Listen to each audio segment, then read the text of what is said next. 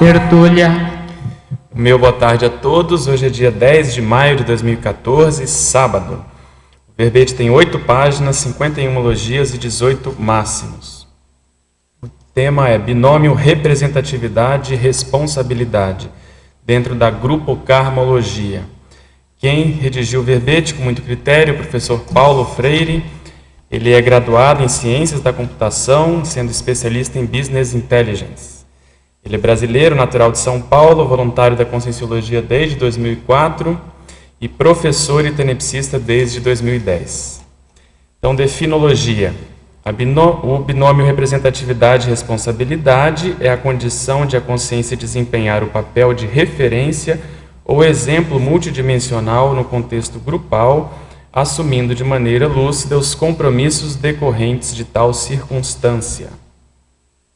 O holopensene pessoal da responsabilidade grupal.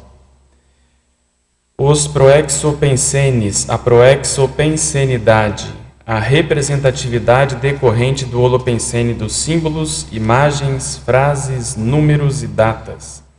A reciclagem pensênica sendo motivadora do binômio representatividade e responsabilidade. A responsabilidade individual das assinaturas pensênicas grupais. A representatividade grupal das assinaturas pensênicas individuais. A autolucidez quanto ao papel desempenhado dentro dos grupos evolutivos. A atuação responsável enquanto referência para outras consciências. O autocomprometimento interassistencial grupal. A percepção consciente da possibilidade de contribuir com o grupo ao assumir a responsabilidade dos próprios trafores. A responsabilidade crescente quanto às representações grupais já percebidas. A representatividade intrafísica repercutindo nas consciências do grupo evolutivo. O binômio representatividade e responsabilidade expresso na atuação dos amparadores extrafísicos enquanto catalisadores da evolução de outras consciências. Aqui na argumentologia, na página 5, ele traz aqui no tópico taxologia 20 categorias ou condições onde podem ser encontrados o binômio representatividade e responsabilidade. Em tipologia, ele traz 2 exemplos de tipos de representatividade, a explícita e a anônima. Em caracterologia, ele traz 5 consequências práticas advindas da assunção desse binômio. Em remissiologia, dos 12 verbetes, nós destacamos 5. Acerto grupocármico, autenticidade consciencial, consciência grupocármica, mega responsabilidade e senso de fraternidade. O emprego lúcido do binômio representatividade e responsabilidade é oportunidade evolutiva ímpar para a otimização das reciclagens grupais no amplo contexto da interassistencialidade. Você já identificou oportunidades para o exercício do binômio representatividade e responsabilidade? Atualmente tem tirado proveito dessa condição? Na filmografia específica, ele traz 5 fontes e na bibliografia, 4 fontes, e na bibliografia 5 fontes. A mega-análise do professor João Paulo. Nós temos liderança, orientação, traforismo, autoexposição, exemplarismo, pré-intermissão, autocompromisso, autoposicionamento, autocomprometimento, mega-responsabilidade, interassistencialidade, lúcido-pensenidade, grupo-pensenidade, referenciabilidade, interdependência, holomaturologia, cosmoeticologia, evoluciocracia, epicentrologia e conviviologia. Questionamentos. Paulo, antes dos questionamentos, seria bom você dar uma contextualização geral sobre esse tema, por que você decidiu escrever, dá uma ideia geral para a gente, por favor. Bom, boa tarde a todos. Primeiramente, eu gostaria de agradecer à equipe da Ensino Sapiens, que me ajudou bastante na elaboração do verbete, com contribuições muito boas. E, bom, o que me motivou a escrever o verbete foi uma situação que eu passei o ano passado, né? Eu sou morador de Foz do Iguaçu, me mudei de São Paulo, capital, para cá, faz 1 ano e 3 meses. E 2 meses depois de eu ter mudado para cá, eu comecei a perceber quanta coisa boa tem aqui em Foz do Iguaçu, né? Então, a questão de mini tertúlias, a questão de círculo mental somático, as dinâmicas parapsíquicas, os laboratórios, o holociclo, a holoteca, os grupos que a gente acaba encontrando, as afinidades, e verificando tudo isso que tinha de bom aqui, a própria cidade, né? Quem vem de São Paulo, capital, para cá, você percebe uma nítida diferença de questão de trânsito, né? Em São Paulo é um trânsito muito estressante, aqui é uma coisa muito mais tranquila. Superpopulação em São Paulo, aqui é mais tranquilo também nesse ponto. Poluição, né? Poluição, o ar é muito melhor. Então, assim, em termos de qualidade de vida, né, estava assim, super bem. Então, foi uma decisão extremamente acertada de todos os pontos de vista. E aí eu comecei a pensar, né, 2 meses depois aqui, já estava adaptado, eu comecei a verificar tudo isso que tinha de bom e eu comecei a lembrar de todas as pessoas do meu grupo lá de São Paulo que me ajudaram para que eu chegasse aqui. Então, eu lembrei do pai, da mãe, da irmã, de pessoas amigas, de familiares que me apoiaram, né, na minha vinda para cá, na minha mudança. E eu comecei a pensar exatamente nisso. Falei, puxa, eu estou aqui podendo aproveitar tudo isso, eles estão longe, eles não estão podendo aproveitar todas essas possibilidades que tem aqui. E aí eu me vi como representante deles nesse contexto. Esse foi o sentimento principal, né, essa representatividade daquele grupo, ou seja, eu estava atuando como uma referência daquele grupo aqui. Nenhuma outra pessoa daquele grupo estava podendo aproveitar nesse momento evolutivo todas essas condições. E, ao mesmo tempo que eu pensei nessa representatividade, veio a questão da responsabilidade, né? Em primeiro lugar, uma sensação, um sentimento de gratidão muito grande. Então, com essa sensação de gratidão, assim, aquela sensação de querer compartilhar tudo isso que eu estava vivenciando aqui com eles. E foi até interessante que o ano passado, dessas pessoas mais próximas que me ajudaram para chegar aqui, todos puderam vir, tiveram a oportunidade de vir até Foz e conhecer um pouco disso daqui. E a responsabilidade também não só nesse ponto, em outros 2 pontos que eu acho que é importante destacar. O segundo deles, assim, muitos dos valores que eu tenho, dos princípios, vêm desse grupo também que me apoiou, né? E, inclusive, até uma feliz sincronicidade. Hoje, meu pai está aqui, né, é a primeira vez que ele vem para o tertuliário, a esposa dele também. E eu estou comentando isso porque eles vieram passar uns dias aqui, coincidiu com o período do verbete, e o traço da responsabilidade, que para mim é muito forte, é um dos traços que, acho que assim, eu consegui desenvolver mais com ele, né? Assim, pela educação que eu tive com meu pai, a responsabilidade assim, foi algo que eu consegui desenvolver de uma maneira muito boa, positiva. Então, a feliz sincronicidade dele poder estar aqui, né? Então, tem essa responsabilidade dos valores, de você representar bem os valores daquele grupo, né? E uma terceira responsabilidade que eu vejo, que eu percebo, é assim, você tem esses valores que você conseguiu desenvolver com aquele grupo. E hoje eu estou interagindo com outros grupos aqui, que eu tenho bastante afinidade. E aí eu gosto de destacar, por isso que eu coloquei a autenticidade consciencial na remissiologia. Muitas vezes, aquele traço que você tem, ou aqueles valores que você tem, que veio de outras experiências que você passou, você pode contribuir nos grupos pelos quais você passa. E muitas vezes, quando a pessoa consegue ter aquele despojamento, e a autenticidade mesmo, de colocar os traços dela para fora, os trafores, nesse momento ela pode contribuir muito com o grupo no qual ela está se manifestando. E às vezes é ela que vai fazer aquela diferença, de fazer o grupo pensar diferente. Então eu vejo assim, que nessa questão do binômio, representatividade e responsabilidade, pelo menos essas 3 responsabilidades, elas estão embutidas na representatividade, né? E você me fez lembrar, expandindo aí, que você até aborda no verbete, essa responsabilidade de ressomar e representar um grupo extrafísico, né? De uma comunex, de uma condição assim, que é bem isso, né? Essa sua experiência representa isso no intrafísico, mas tem relação também com essa condição, né? É bem vivo isso. Então vamos lá, o verbetógrafo professor Paulo, em Estrangeirismologia, página 1, terceira linha. Como podemos otimizar o flashback intermissivo e em seguida o link com a próxima ressoma, mantendo o binômio referido neste verbete? Bom, a questão do flashback intermissivo, a pessoa pode até não ter aquela lembrança muito nítida do período intermissivo, do que ela estudou, mas se ela passou ali por um período intermissivo de estudo, por exemplo, a gente fala do curso intermissivo, alguma coisa dentro dela vai, em algum momento, chamar atenção para aquilo que ela está fazendo, né? Então, o flashback intermissivo ele vem muito disso. O que a gente estava fazendo antes de ressomar? Que atividades que a gente estava fazendo no extrafísico antes dessa ressoma?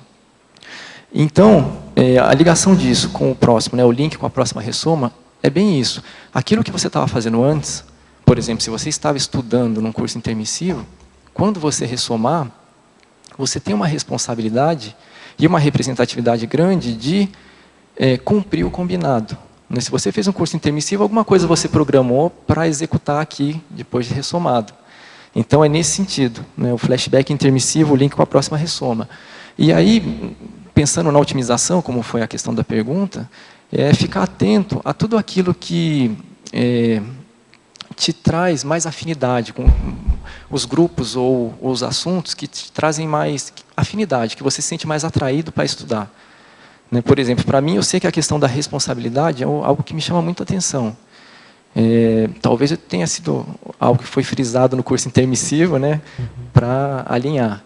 Então, para mim, funciona assim. Eu procuro observar tudo aquilo que me chama a atenção ou que traz uma certa afinidade para estudar.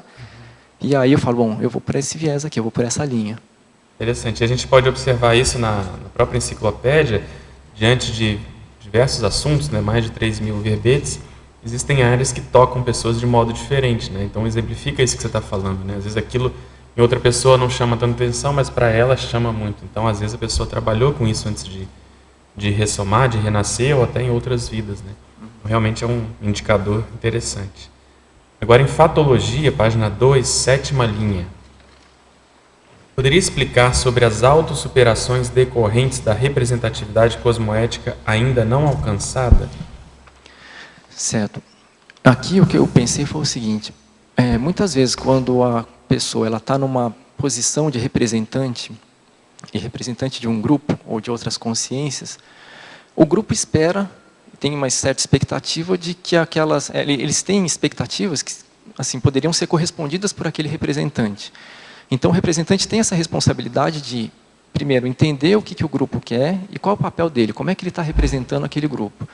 Só que assim, muitas vezes, você vai representar um grupo, você não está perfeito ali para a situação, mas talvez você seja a melhor pessoa dentro daquele grupo para fazer aquela atividade, até pelos seus traços. Pode ser que aquele grupo não tenha. Por isso a questão, novamente, da autenticidade, né, e de você colocar para fora os traços positivos que você tem. Então, muitas vezes você coloca esses traços, mas você percebe que ainda precisa melhorar. Tem os traços faltantes, os trafals, que você fala, por exemplo, eu vou representar um grupo, mas às vezes a minha comunicabilidade pode não ser muito boa. Então, existe uma autossuperação que precisa ser feita, mas assim, quando você tem a questão, né, da representatividade cosmoética, a intencionalidade de representar bem um grupo, você foca naquilo que você sabe que não está bom ainda, mas fala, bom, eu vou superar isso daqui. Então, é nesse sentido que eu pensei quando eu coloquei essa linha. Muito legal. Porque a pessoa também não pode esperar ser perfeita, né, ou completa, para ela começar a assumir uma responsabilidade. Né? Em Fatologia também, na página 2, final da 10ª linha. Poderia aprofundar sobre o voo solo da liderança interassistencial? Sim. O voo solo é um termo que é utilizado na aviação, por exemplo, quando um piloto está tirando o brevet, geralmente antes dele tirar o brevet, ele tem várias aulas com o instrutor. E o instrutor acompanha o piloto, né, quando ele está decolando, quando ele está com o voo em pleno ar e quando ele está pousando. Mas chega um determinado dia que o instrutor fala assim, agora você liga o avião, né, e é voo solo, é você por si mesmo. Então você tem que decolar, manter o avião bem lá em cima e pousar. Então imagina isso, né, a questão da pessoa ali, tudo que ela aprendeu, ela vai ser colocada à prova naquele momento e é ela por ela mesma. Então, quando eu coloquei aqui o voo solo da liderança interassistencial, foi nesse sentido, da pessoa ela assumir ali aquilo que ela tem, né, aquele compromisso, e de falar, bom, agora é comigo. Então, vamos encarar a situação, vamos do jeito que vai, eu estou preparado. Né? E a gente sabe, assim, na questão da liderança interassistencial, um líder interassistencial é uma consciência que tem aquela autoridade cosmoética, uma autoridade moral, para liderar outras consciências nas tarefas assistenciais, interassistenciais. A gente sabe que a pessoa nunca está sozinha, se ela está indo nessa linha, existem os amparadores, mas os amparadores não vão fazer por ela. ela precisa chegar a assumir aqueles traços, a posição, a representatividade e falar, eu vou procurar fazer por minha conta. Então é nessa linha, nesse sentido. E, em Pensenologia, página 1, terceira linha, poderia aprofundar a representatividade decorrente do Holopensene dos símbolos, imagens, frases, números e datas? Sim.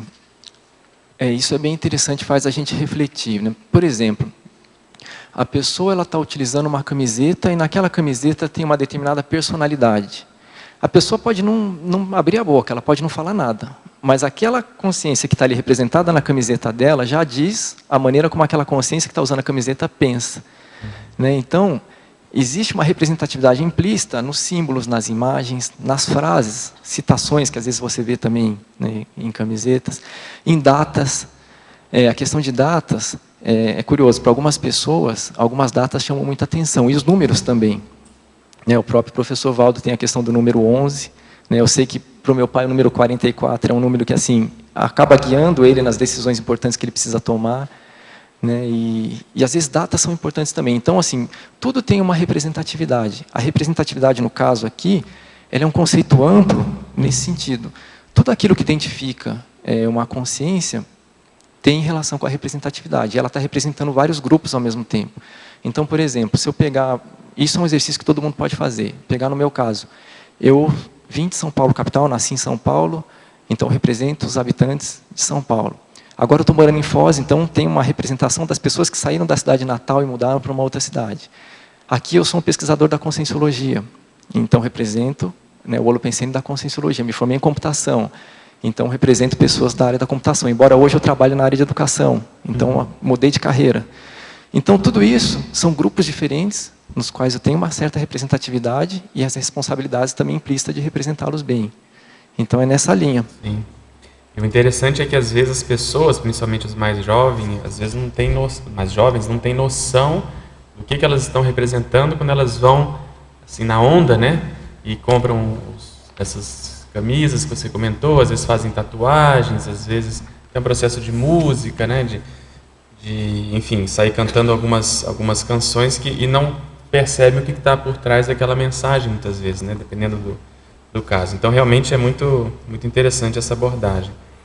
Em Fatologia, página 2, 13ª linha, poderia aprofundar o momento divisor de águas entre a teoria e a prática? Sim. O momento divisor de águas entre a teoria e a prática é no seguinte sentido que eu pensei. Por exemplo, no caso de uma pessoa que ela sabe que tem uma determinada representatividade, ela pode ter se preparado para aquele momento por muito tempo, para assumir determinada posição. Por exemplo, até no extrafísico, se ela fez um curso intermissivo e ela sabia que ela ia renascer naquele grupo e que ela poderia ser importante para aquele grupo, ela percebe que, bom, eu estudei isso tudo e ela tem aquela responsabilidade para executar. Só que no momento em que realmente ela está como representante, é o momento que ela vai praticar aquilo que ela estudou. Então ela vai ver as diferenças que podem ter entre a teoria e a prática, tudo aquilo que ela planejou e como ela está executando. Então é nessa linha que essa frase da fatologia procura, né, elucidar. Continuando em Fatologia, página 2, final da 13ª linha, como identificar quando é hora de testar os conceitos aprendidos? Poderia comentar? Tem vezes que a pessoa pode até não querer ser um representante de um grupo, mas ela acaba sendo eleita por aquele grupo, sabe, de maneira um pouco espontânea. Porque às vezes o grupo identifica nela alguns traços que são importantes e que o grupo não tem. Então, assim, o grupo começa a passar mais responsabilidades para ela, ou ela começa a perceber que o grupo não consegue resolver, às vezes, questões sozinhas, e ela começa a ver aquelas questões de maneira um pouco mais clara. Então, essa é a hora de testar os conceitos aprendidos. Quer dizer, a demanda vai mostrar para ela quando que isso aparece. E na proexologia existe uma divisão teórica, né, até certo ponto didática, dos 35 anos da fase executiva ou consecutiva da ProEx. Então existe a preparação e depois a consecução propriamente dita, onde vai predominar exatamente essa condição. A pessoa vai ter que responder por aquilo tudo que ela vem se preparando, né? Então acho que tem relação também com essa condição. Ainda em Fatologia, 10ª linha, página 2, 10ª linha de baixo para cima, poderia discorrer a respeito da atuação responsável da Consim esteio de família? Sim. Esse termo esteio de família ele é uma expressão utilizada para... O esteio significa o quê? É como se fosse aquela armação que sustenta, né, uma determinada estrutura. Então, a consim, esteio de família, ela tem essa representatividade. Eu me lembro até de um caso de uma amiga, que ela, assim, com 14 anos, ela começou a trabalhar. E, assim, a família dela, ela tinha um irmão mais velho, um irmão mais novo, o pai e a mãe. Mas ela foi, daquela família, a pessoa que mais teve estudo. Então, ela estudou, né, desde pequena. Com 14 anos, ela começou a trabalhar e começou a ajudar já dentro de casa. Quando ela terminou o colégio, ela foi estudar, até estudou computação também. E aí, estudando computação, ela conseguiu um emprego melhor, e ela começou a ajudar melhor a família dela, inclusive estimulando os irmãos a estudarem. O irmão mais velho, ele não tinha estudo, o irmão mais novo começou a estudar, e a mãe também não tinha estudo, né, então ela procurava pagar cursos para a mãe. O pai, ele mexia com tecelagem, sabia mexer com máquinas, e ela estava juntando dinheiro para comprar uma máquina para o pai poder fazer isso por conta. Então, ou seja, desde cedo, né, com 14 anos, ela já tinha essa consciência de ajudar aquela família. E para mim é muito clara essa representação dela ali naquele contexto. É um esteio de família nesse sentido. Ela estava ajudando aquele grupo a melhorar. Recentemente, ano passado, eu falei com ela. Eu sei que eles moravam num lugar assim da periferia, lá de São Paulo. Ela conseguiu comprar uma casa num outro lugar, levou a família toda para o outro lugar. Então, eu sei que ela fez diferença naquele grupo ali. A representatividade dela naquele grupo é grande. Né? Assumiu a responsabilidade de fato. Em Fatologia, também, página 2, 8ª linha. Poderia comentar a autorrepresentatividade dos erros e acertos das retrovidas?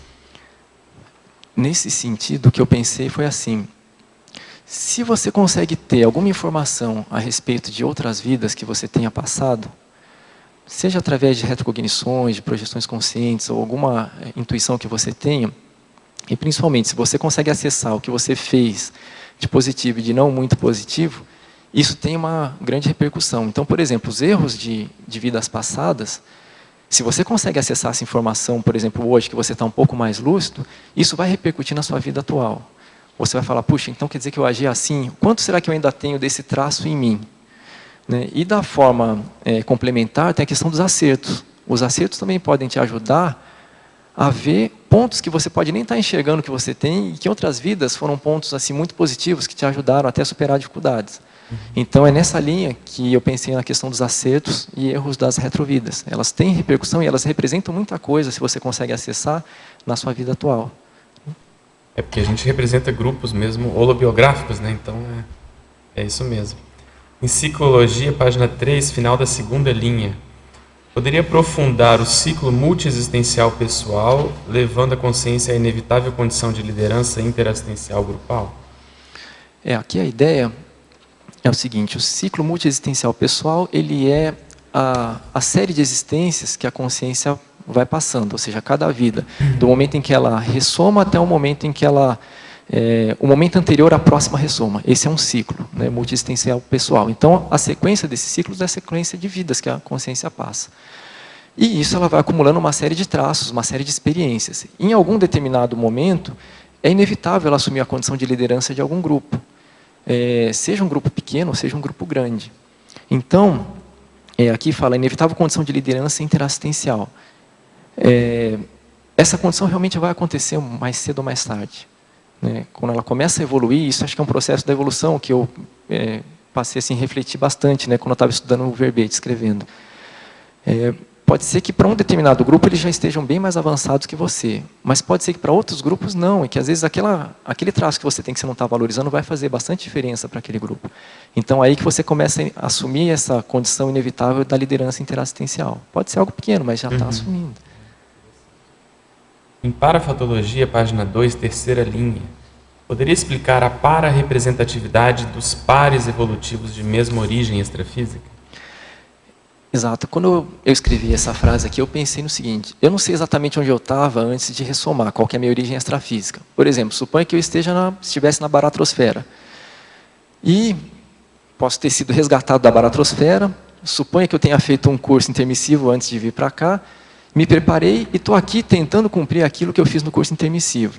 E eu fiquei imaginando, né, as consciências que estavam comigo na minha origem extrafísica, se elas tivessem a oportunidade de me observar agora, isso tem uma representatividade muito grande. para elas. Eu não sei, talvez elas também tenham seguido o mesmo caminho ou não, caminhos até melhores ou talvez piores. Mas se tivesse essa possibilidade de elas conseguirem perceber, observar, seria até um parâmetro do tipo, olha, como é que ele está indo? Está indo bem, está indo mal, ele está falhando aqui. Né? Mas então, quando a gente ressomar, não vamos falhar nesse mesmo ponto. Né? Então, é nesse sentido, da paraprocedência. Ou da consciência, por exemplo, se ela consegue identificar que ela veio de uma determinada comunidade extrafísica, é a mesma coisa. Né? Os pares evolutivos representam isso. As pessoas que estão do lado de lá, digamos assim, no extrafísico, torcendo, observando para que ela consiga ali cumprir o que ela planejou. É nessa linha. Em coloquiologia, primeira página, última linha, poderia explicar o fato de o combinado não sair caro em relação ao tema do seu verbete? Essa é uma expressão que é utilizada no seguinte sentido: o combinado não sai caro. Quando você combina alguma coisa com alguém e você cumpre, é nessa linha, não sai caro. Ou seja, se você faz aquilo que foi planejado, está tudo certo. Então, a representatividade e a responsabilidade tem relação com isso. Se você assumiu alguma coisa para fazer, se você cumprir aquilo, está tudo certo. O problema é se você não cumprir aquilo. Né? Aí vai sair caro. Né? Aí sai caro. É nessa linha. Fatologia, página 2, primeira linha. De que maneira podemos ser autocríticos a respeito da autolucidez quanto ao papel desempenhado dentro dos grupos evolutivos? Poderia ser através dos resultados? Através dos resultados, com certeza. E através até do feedback que o grupo tem em relação à sua atuação. A questão da autolucidez, quando a gente para pensar nessa questão da representatividade, é nessa linha. A gente tem várias representatividades simultâneas, ou seja, ao mesmo tempo, de vários grupos. Quando a gente começa a perceber como é a própria atuação dentro desses grupos, isso já é um primeiro passo para a questão da autolucidez.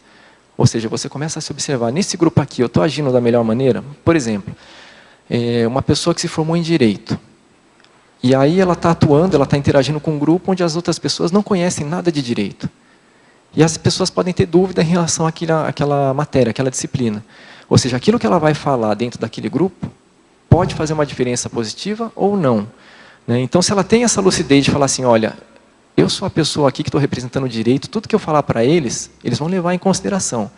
Isso já é um primeiro passo, eu vejo, para a questão da autolucidez. Começar a perceber como é que está sendo a própria atuação da representatividade dentro dos grupos com os quais a gente interage. Agora você me fez pensar, aí você falou que a gente representa vários grupos, né? Mais ou menos de modo simultâneo. Como fazer para elencar os grupos prioritários? Quer dizer, eu sou representante prioritariamente desse grupo, ou eu vou dar importância mais para essa representação? Como é que você pensa isso, para a gente ter uma noção, assim, para fazer uma decomposição, uma eleição do que é mais prioritário nesses grupos? Não. Bom, quando a gente pensa em grupos, tem alguns grupos possíveis que vêm à mente assim. O primeiro deles é a família nuclear, consanguínea, a mais próxima. O segundo grupo é aquela família de eleição, né, que você elege alguém, por exemplo, a dupla evolutiva. Você elege alguém que você quer conviver. Tem também o grupo do trabalho, as pessoas que você convive ali, não convive de maneira tão próxima às vezes como a família, mas está convivendo. E também o grupo que você escolhe participar. Por exemplo, um grupo de pesquisa, você fala, eu tenho afinidade com eles. Então tem uma série de grupos, esses são só alguns. Mas eu penso assim, Pedro, aquele grupo com o qual você tem mais contato, pelo menos naquele momento evolutivo, me chama a atenção. Porque se você está tendo mais contato com eles ali, tem algumas questões a serem resolvidas com aquele grupo. Que pode ser a família, ou pode ser o trabalho, ou pode ser a dupla, ou até o grupo que você escolheu participar. Então eu penso nessa linha. Isso é interessante porque às vezes ajuda a pessoa a não ficar em um grupo pensando em outro, por exemplo. Essa sua abordagem é interessante. Quer dizer, você vai naquilo que a vida te levou, você está convivendo com essas pessoas de modo mais intenso, mais predominante, e ali é aquela prioridade do momento. Porque às vezes eu vejo, tem pessoas que participam de um grupo, mas queriam estar em outro, ou não vivenciam aquele dia a dia ali de modo mais completo, né? Não se entregam tanto, porque estão com a cabeça justamente em outro lugar. Então essa abordagem é interessante, porque aí você vai passando às vezes por determinados grupos, e por hipótese, às vezes você vai chegar numa condição de vida mais estável, que você vai conviver com pessoas de um modo mais constante. Aí talvez essa seja, né, a prioridade maior, alguma coisa assim. Isso que você falou me fez até pensar, por exemplo, eu tive uma oportunidade de me mudar para Foz do Iguaçu em 2010. né? E aí, naquela ocasião, eu lembro que eu ainda tinha algumas questões para resolver onde eu estava. Até abriu a possibilidade de vir para cá, mas eu falei, eu quero resolver essas questões antes. Aí a oportunidade fechou. E aí eu resolvi as questões e tudo mais, trabalhei até no voluntariado e tudo mais. E 3 anos depois é que a oportunidade foi abrir novamente. Mas daí já tinha resolvido algumas questões que eu precisava resolver e aí a coisa estava mais livre para eu vir para cá. Então, eu acho que é nessa questão, né, da priorização das pessoas com quem você convive mais. Página 2, Fatologia, terceira linha. Poderia falar da percepção consciente da possibilidade de contribuir com o grupo ao assumir a responsabilidade dos próprios trafores? Essa linha, ela vem naquele pensamento, naquele sentido de que quando você consegue identificar os seus traços, os seus trafores, e de repente se você começa a perceber que aquele grupo não tem aqueles traços, existe uma grande oportunidade ali de você contribuir com esse grupo. Então, às vezes a gente participa de grupos e as pessoas pensam de maneira muito igual, e às vezes falta aquela autenticidade de você falar assim, pera, vamos enxergar fora um pouco do que a maioria está enxergando. Vamos usar o princípio da descrença para questionar, será que é assim mesmo? O jeito que a gente está caminhando é a melhor maneira? E às vezes essa reflexão pode fazer o grupo pensar em coisas que não tinha pensado antes e até mudar o rumo, né, e otimizar a questão evolutiva do grupo. Então é muito importante essa questão de você participar com aquilo que você tem para contribuir num grupo. Se você acaba, de uma certa maneira, não utilizando os seus trafores, você pode estar negligenciando uma situação que só você poderia mudar. E outras pessoas daquele grupo poderiam não fazer porque não tem aqueles traços. Dúvida. Isso também, às vezes, dificulta você evocar as pessoas do seu real grupo, né? Eu tenho estudado muito essa questão de polarização, né, do Matepensene através do Megatrafor, e é exatamente isso. Quando mais a pessoa assumir esses Megatrafores, ou Megatrafor principalmente, mais ela vai ver que vão chegar pessoas próximas do grupo, que é como se ela estivesse ressonando aquilo, e as pessoas vão se identificar, e ela vai acabar podendo ajudar nessas pessoas. Mas realmente, se não atuar dentro do grupo, se não começar dentro do grupo, não chega nisso. Pedro, me permite uma coisinha? Pois não, claro. Dentro dessa mesma pergunta. Meus parabéns, Paulo. Obrigada. Nessa mesma pergunta que você estava tratando com Pedro, justamente a representatividade do grupo, assumir os trafores. Quais você acha que são os pontos, vamos dizer assim, os bloqueios maiores que temos para assumir essas responsabilidades? Uma das coisas que eu vejo, Oswaldo, é a questão da pessoa se achar incapaz para fazer determinada tarefa. Então ela acha que aquilo às vezes é muito grande para ela, ou aquilo não é para ela fazer. O que você menciona aqui na mitologia, né? Exatamente, na mitologia aqui tem essa questão aqui. É o mito de se achar incapaz para a realização da tarefa apresentada. Quando eu escrevi isso aqui, me vem muito claro aquela frase que é assim, a pessoa não sabia que era impossível, foi lá e fez. Então, é aquela pessoa que ela não fica se colocando muitas barreiras. Ela fala, bom, essa é a atividade que apareceu para fazer, eu vou tentar pelo menos. Se eu não conseguir, ok, mas pelo menos eu tentei. Então, um dos pontos que eu vejo que travam a gente mesmo nessa questão de assumir a representatividade, de fazer a diferença, é essa. A pessoa não se achar capaz de passar por aquela situação, de superar, de representar bem um grupo. E, às vezes, é ela que vai ter que fazer aquilo. Pode até não ser a melhor consciência para aquele momento, mas é aquela expressão, só tem tu, vai tu mesmo. Né? Então, é de assumir nesse sentido. Posso fazer mais uma? Claro. Na fatologia, espera que...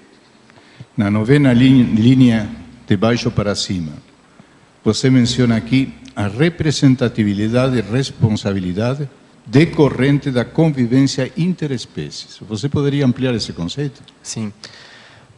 Por exemplo, quando a gente convive com animais de estimação, se a gente pensar que todos nós somos consciências em evolução, os animais de estimação também, né, nós já fomos animais em outro momento, né, exato. Né?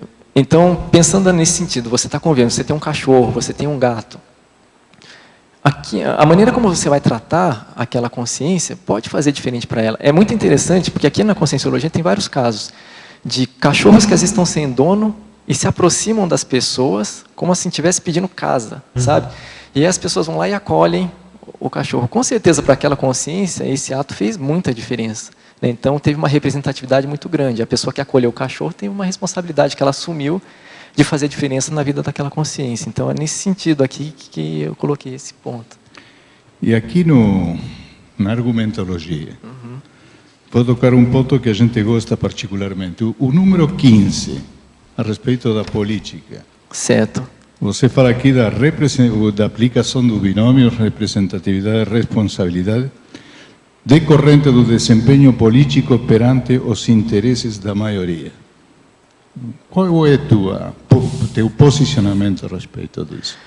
Bom, o que eu penso é o seguinte: se você está numa situação de representatividade política, bom, se a gente pegar a política, a origem da palavra, né, ela que vem lá do grego, polis é cidade, né, e o tikaz seria o bem-estar.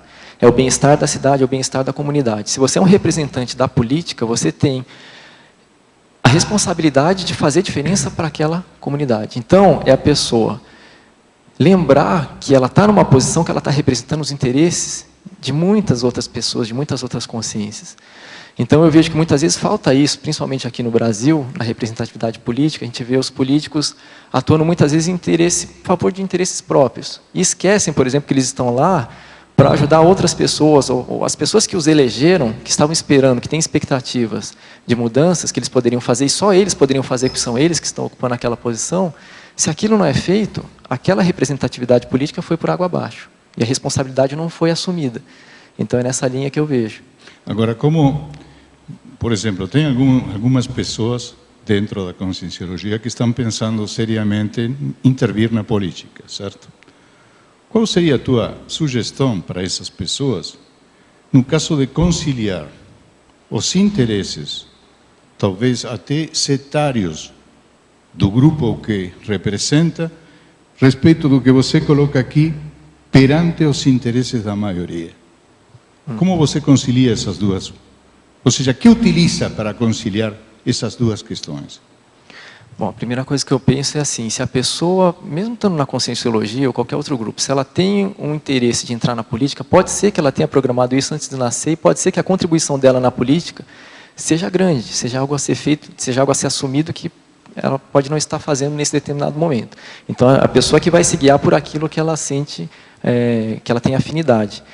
E quando você começa a juntar essa questão da representatividade com a questão da conscienciologia, que a gente tem essa possibilidade, por exemplo, de desenvolver o parapsiquismo, né, a intelectualidade, a comunicabilidade, isso aí pode, de uma certa maneira, otimizar em muito a sua atuação num meio político. Né? Então, eu vejo nessa linha, acho que só poderia... E a cosmoética, no caso? A cosmoética é fundamental. Né? A cosmoética é fundamental. Realmente, você pensar ali o que seria o melhor para todos, né? Pensar no melhor para todos, que seja o melhor para todos. Acho que esse é o princípio da cosmoética. Né? E a questão da incorruptibilidade. Na política tem muito essa questão da corrupção, que é patente aqui no Brasil, infelizmente. Então, a questão da incorruptibilidade seria fundamental. Se os políticos tivessem essa linha, acho que faria muita diferença. Muito obrigado, sim. Obrigado. Fatologia, 12ª linha, poderia exemplificar a possibilidade de ser a pessoa certa na hora certa? Sim. Muitas vezes você pode estar numa situação, num determinado momento evolutivo, em que, de fato, você é aquela pessoa que pode fazer diferença com os seus traços, como a gente falou, naquele momento, naquele grupo. E se a gente deixa passar, às vezes a gente perde uma oportunidade de limpar rastros pensênicos do passado. Às vezes, a convivência que a gente tem com determinados grupos é uma convivência justamente para isso, a gente melhorar questões que ficaram mal resolvidas do passado. Então, tentar observar essa questão. Como é que eu estou atuando nesse grupo hoje? Será que tem alguma oportunidade evolutiva a ser feita aqui? Será que tem alguma coisa que eu preciso limpar? Se tem, o que eu posso contribuir, né, com esse grupo aqui? E a questão da interassistencialidade. Com certeza, quando você parte desse movimento, você vai aprender muito com o grupo também. Que eles também vão ter traços que você não tem e que vão te ajudar a se desenvolver. E é uma oportunidade, às vezes, única. Você não sabe em qual outra vida você vai reencontrar essa consciência ou essas consciências que você está vivendo. Né? Ana? Posso? Boa tarde. Olá. Na página 3, na voluntariologia, eu gostaria que você ampliasse o conceito e de sua experiência também na segunda linha sobre as repercussões não mensuráveis do voluntariado e para voluntariado interassistenciais. Está bem. Bom, pensando na questão do voluntariado, seja ele conscienciológico ou não. Por exemplo, dar um exemplo do voluntariado não conscienciológico. A pessoa está ali tentando ajudar, tentando utilizar os traços dela para ajudar um determinado grupo. Então, a pessoa se propõe, por exemplo, a dar aulas de informática, ou dar aulas de corte e costura, ou ensinar algum ofício para determinado grupo. É difícil a gente mensurar, quando a gente pensa, né, nessa questão da interassistência, é muito difícil a gente mensurar as repercussões desse ato interassistencial, porque às vezes você vai ajudar uma pessoa, você ensina um ofício para ela, às vezes aquela pessoa com aquele ofício, ela consegue ter uma qualidade de vida melhor, aí ela vai fazer uma faculdade, consegue um outro emprego, e de repente ela começa a constituir família, e a gente não sabe, é difícil mensurar isso intrafisicamente e extrafisicamente. Se for voluntariado conscienciológico, a mesma coisa, a questão das aulas, ou dos cursos, ou da gente trabalhar nas instituições conscienciocêntricas. Um curso que uma pessoa faz quando você está atuando como professor, aquela ideia que você passou, você não tem ideia, na verdade, como aquilo vai repercutir. E não importa se a sala de aula tem 1 ou 100 pessoas. Se tiver uma pessoa, pode ser que aquela pessoa vá fazer diferença para milhares outras, intra e extrafisicamente, com as reciclagens que ela pode fazer. Então, essa seria a questão do voluntariado. Para o voluntariado, é a mesma coisa. Imagina, por exemplo, um professor de curso intermissivo, dando aula para os alunos que estão lá. De repente, é o primeiro curso intermissivo que aquela consciência está fazendo. E para ela aquilo pode ser um momento de viragem evolutiva, pode ser que na próxima ressoma ela faça ali um papel totalmente diferente do que ela teve em outras vidas. Realmente seja uma vida, um momento de virada mesmo, evolutiva. Pode ser que ela tenha uma vida totalmente nova, diferente, e aquilo seja um impulso, né, positivo para ela. É nessa linha que eu pensei. Tá. E na paradoxologia, no paradoxo da segunda linha, o paradoxo de ter responsabilidade na evolução das outras consciências, mesmo sabendo ser individual o processo evolutivo. Aqui, por exemplo, né, a gente sabe que o processo evolutivo é individual. Ninguém vai evoluir por você, né? Ninguém vai fazer o que você mesmo tem que fazer, ou o que a gente tem que fazer. Mas é possível, por exemplo, facilitar o processo evolutivo de outras consciências. Então, eu fico pensando no caso de líderes políticos, por exemplo, que fizeram a diferença na libertação de um povo. Seja lá a atuação, por exemplo, do Gandhi, ou da Aung San Suu Kyi, né, que ajudou um povo a sair de uma situação opressiva. Né, e aquilo ali, com certeza, tem uma repercussão muito positiva, porque daí as pessoas criam um ânimo diferente. E assim, é um processo individual, mas um representante com trafores muito específicos de representatividade pode realmente fazer uma diferença grande na evolução de um grupo. Então, foi nessa linha que eu pensei quando eu escrevi essa frase aqui. Obrigada. Meus parabéns pelo verbete. Obrigada. Paulo, parabéns pelo verbete. Obrigado. Aí na parafatologia, na página 2, eu queria que você falasse um pouquinho sobre a para-representatividade dos pares evolutivos da mesma origem extrafísica. Ok. Aqui é assim, imagina, Tati, por exemplo, onde é que você estava antes de nascer? Em qual comunidade extrafísica você estava? O que você estava fazendo no extrafísico? Ali você tem os seus pares evolutivos, as consciências estavam convivendo com você. Agora imagina que elas ainda estão no extrafísico e você está aqui atuando.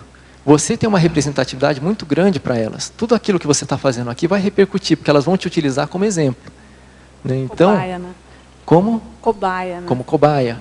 Então, é nesse sentido, né, essa representatividade, a para-representatividade dos pares evolutivos de mesma origem extrafísica. Né? Então, outra pergunta que eu criei na página 5, nessa listagem, na taxologia que você fez, o item 13 aí, o nominal, né? A representatividade e responsabilidade originária do nome e sobrenome. O seu nome é uma responsabilidade, né? Essa questão da representatividade e responsabilidade do nome e sobrenome, vi algumas possibilidades aqui, né? Por exemplo, uma delas que eu pensei, às vezes a pessoa ela vem com um determinado sobrenome de uma família. E tem casos que a gente conhece de guerras entre famílias que são, às vezes, seculares. E, às vezes, nem tem mais aquela animosidade tão grande, mas só o fato da pessoa ter aquele sobrenome já causa aquela representatividade para outra família do tipo, olha, você é daquela família, então você é nosso inimigo. E, às vezes, não é nada disso. Então, se a pessoa parar para pensar, né, às vezes a representatividade que tem no sobrenome dela, ela poderia fazer diferença num caso desse. De falar, poxa, tá, eu tenho o sobrenome de outra família, mas será que eu não poderia me aproximar daquela família com quem a gente tem animosidade? Isso daí às vezes não tem sentido, né? E às vezes acontece também, né, dessas guerras entre famílias. Imagina assim, de duas pessoas que estão numa mesma família, numa vida, que se gostam, por exemplo, pode ser um casal, e que daí numa outra vida, uma vem numa família, a outra vem em outra. Né? E aí isso realmente pode fazer diferença para que una aquelas duas famílias. Né? Embora você tenha representatividade de nomes diferentes, se você parar para pensar nisso, você pode atuar de maneira diferente.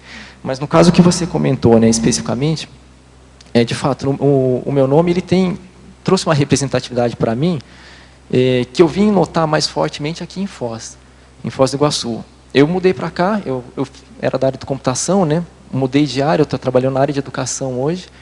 E 2 meses depois que eu mudei para cá, eu me lembro que eu comecei eu voluntariava no IPC São Paulo, eu comecei a frequentar várias dinâmicas parapsíquicas aqui. Eu falei, eu não sei onde eu vou voluntariar aqui. E aí eu comecei a fazer várias dinâmicas, daí no dia que eu fiz a dinâmica da parapedagogia, da reaprendência, eu senti um acolhimento extrafísico muito forte. Eu falei, bom, isso aqui já é um indicativo, eu vou seguir por aqui. E aí eu comecei a pensar em algumas sincronicidades que aconteceram, porque aqui em Foz, a questão do nome Paulo Freire foi muito mais forte do que em outros lugares pelos quais passei. Na área da computação, Paulo Freire, né? Ok, não tem muito... Ninguém lembra. No IPC São Paulo, quando eu passei, tinha algumas pessoas da área de educação que lembraram muito bem. Agora, quando eu vim para Foz, aí eu comecei a trabalhar na área de educação, no caso a Roper, né, com o pessoal da Roper. Comecei a voluntariar na reaprendência. Formei dupla com uma pedagoga. Quer dizer, o nome Paulo Freire daí começou a ter uma... Como quem não quer nada, aquilo foi se insurgindo. Exato, aí a coisa ficou muito forte. Mas para mim, a impressão que eu tenho é assim, o nome, realmente ele pode ter sido uma senha, do tipo assim, olha, você tem ali um viés pela área da parapedagogia, algo para seguir nessa linha. E trouxe assim a imagem de uma pessoa que contribuiu bastante nessa área, em termos de educação, até para trazer para mim essa questão positiva. Olha, dessa vez procura manter o foco, né, nessa linha aqui. Então, para mim significou nesse sentido, né, a origem do nome e sobrenome. Ô Paulo, tudo bem? Ô Anália, tudo bom? Na página 6, em tipologia, você fala do ponto de vista da epicentrologia, os 2 exemplos, né, de representatividade. Eu gostaria que você aprofundasse o item 2, porque é anônima, a operante e ao mesmo tempo silenciosa, como é que se dá essa representatividade no anonimato? Uhum. Em primeira vista, sim, parece que é um paradoxo. De fato. No paradoxo você coloca isso, eu acho. Uhum, sim. Está no paradoxo, e a questão aqui é o seguinte, Anália. Quando a pessoa ela tem uma representatividade explícita, é fácil você reconhecer. Né? Por exemplo, se ela é um líder de uma determinada comunidade, é fácil você reconhecer aquela representatividade. Mas tem casos que, às vezes, a pessoa ela consegue fazer diferença, mesmo atuando de maneira que a gente fala assim, low profile. Ela não se expõe muito, mas ela tem um grau de atividade interassistencial elevado. Né? Então, assim, tem um caso que eu conheço, assim, que é mais próximo, que é até um tio meu, irmão da minha mãe. Ele, assim, é uma pessoa extremamente equilibrada, é uma pessoa, assim, que eu vejo que dentro daquele grupo familiar, ele fez diferença para várias pessoas, inclusive para mim, e a atuação dele é extremamente, assim, silenciosa. Ele vem, assim, quando você está com um determinado problema, ele aparece, né, e te traz ali uma maneira de pensar diferente, te traz uma sugestão, vem com as energias, parece que dá aquela desassediada no processo, e ele sai de cena. Né? Os próprios serenões, né, pela teoria dos serenões, são anônimos, ou pelo menos essa é a ideia, né, da atuação que se tem pesquisado. Então, uma atuação anônima consegue fazer um nível de assistência extremamente alto, mas com uma atuação intrafisicamente mais discreta. Agora, no extrafísico, como é que será que não é isso? O extrafísico talvez seja uma representatividade muito mais explícita do que no intrafísico. Mas nós temos aqui na CCCI exemplo de voluntários que trabalham assim, mas acabam se destacando. Né? Quer dizer, é quase impossível. É uma representatividade, aquela pessoa discreta, que não aparece muito, mas que você está vendo que tudo que ela faz dá certo, e ela está produzindo, ela acaba se tornando um exemplo para todo mundo também. Né? Então, acho interessante essa colocação. Bom, Eu só quero dar um depoimento. O Paulo foi meu primeiro professor de CIP, que é a porta de entrada para a Conscienciologia. É um professor competente, calmo, tranquilo. Eu acho que se não fosse a paciência que ele teve comigo, porque eu fazia muita pergunta, mas muita pergunta, eu não estaria hoje aqui na Conscienciologia. E aí você fala que essa pergunta estava marcada, mas eu quero comentar sobre ela. A possibilidade de ser a pessoa certa na hora certa. Você foi essa possibilidade para mim. Você foi a pessoa certa, na hora certa, no curso certo, para eu vir para cá. Obrigada, viu, Paulo? Eu quero agradecer em público essa oportunidade que você me deu, e você coloca aqui a oportunidade evolutiva de desempenhar o papel de mini peça atuante. Você empenha esse papel de mini peça atuante e me ajudou, está me ajudando a desempenhar esse papel. Mas pode falar sobre a sua oportunidade evolutiva de desempenhar o papel de mini peça atuante. Primeiramente, até comentar, o grupo lá, quando a gente deu aula, foi mais um professor e eu, foi o Fernando, lá de Itajubá, e eu. O grupo ele já estava assim pronto, na realidade, né? Eram pessoas extremamente assim, parapsíquicas, com desenvolvimento parapsíquico muito patente. Então, assim, qualquer professor que tivesse ido lá de Conscienciologia, com certeza teria passado ali os conhecimentos e você teria chegado da mesma maneira. A impressão que eu tenho é essa. Mas é interessante o feedback que se deu para professores de Conscienciologia pensarem, né, na repercussão que pode ter, de repente, uma aula que você dá na vida de uma pessoa que a gente estava falando agora há pouco, né, que é difícil mensurar. Mas em relação ao ponto que você levantou, deixa eu ver se eu acho aqui, na fatologia... 11ª. A oportunidade evolutiva de desempenhar o papel de mini peça atuante. Não é isso? Isso. Então, muitas vezes, se a gente pensar assim, né, no maximecanismo, ele é formado por várias engrenagens, né? E essas engrenagens são as mini peças. Qualquer um ali que entrar no maximecanismo interassistencial, por menor que seja ali a contribuição, ele vai estar contribuindo. Ele é uma engrenagem daquele mecanismo todo. Então, a gente pensar muitas vezes em oportunidades evolutivas que passam na nossa frente, na vida, e de às vezes a gente assumir com coragem aqueles traços que a gente tem, de falar, quer saber, eu não sei se vai dar certo ou não, mas eu vou lá, eu vou tentar contribuir com o que eu tenho. Pode ser que não seja o melhor, mas nesse momento evolutivo o que eu tenho a oferecer é isso aqui. E tentar aproveitar aquela oportunidade. O próprio fato o verbete mesmo da Conscienciologia, a gente tem aqui essa oportunidade em Foz, ou mesmo quem está fora de Foz, de escrever um verbete, participar da enciclopédia. Fica difícil a gente mensurar quantas pessoas, quantas consciências vão acessar essas informações, já estão acessando no extrafísico, vão acessar no intrafísico, em outras vidas, né, vai ficar um livro escrito aí. Então, eu vejo isso como uma oportunidade a ser assumida, né, e a ser realmente desempenhada. Aproveitada seria o melhor termo. Então, é nesse sentido, né? Então... mais uma pergunta, mas eu ia falar do professor Fernando numa outra pergunta do Paulo, do Fernando, que foi o colega dele, foi 2 professores do CIP. Eu já fiz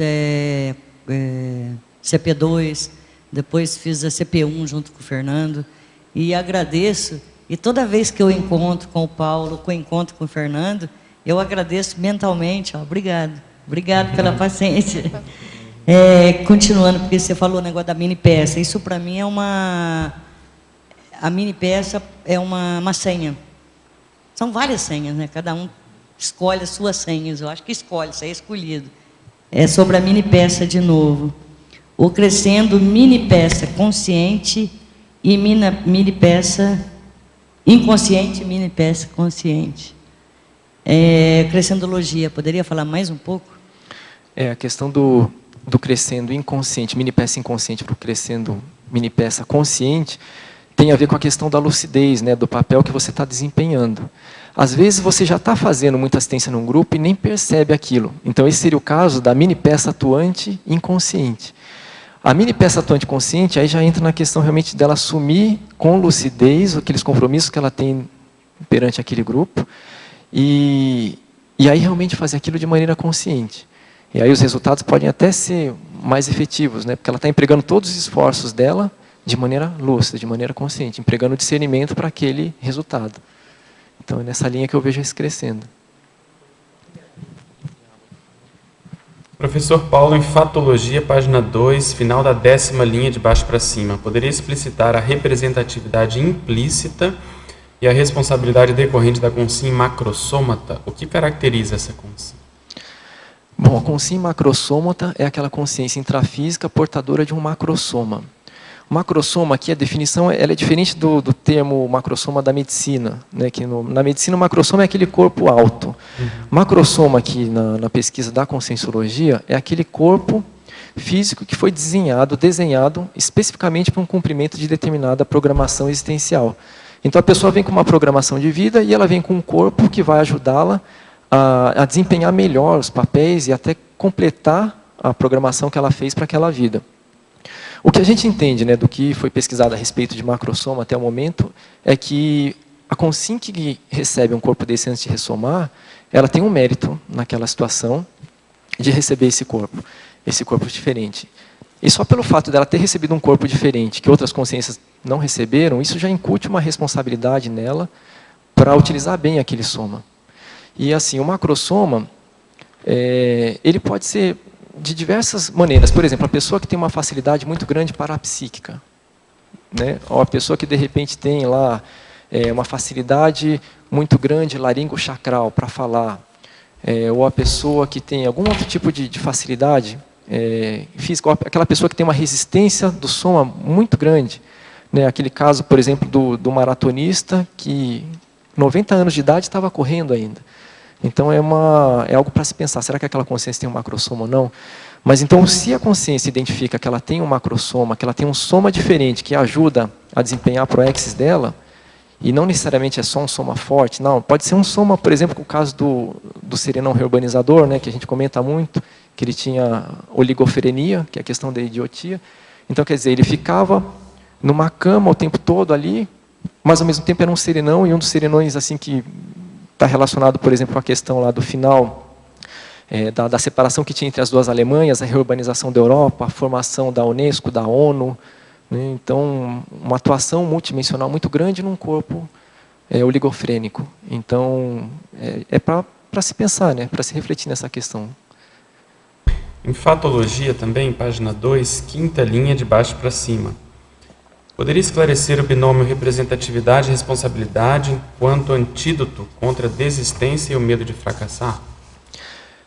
Essa linha é no seguinte sentido.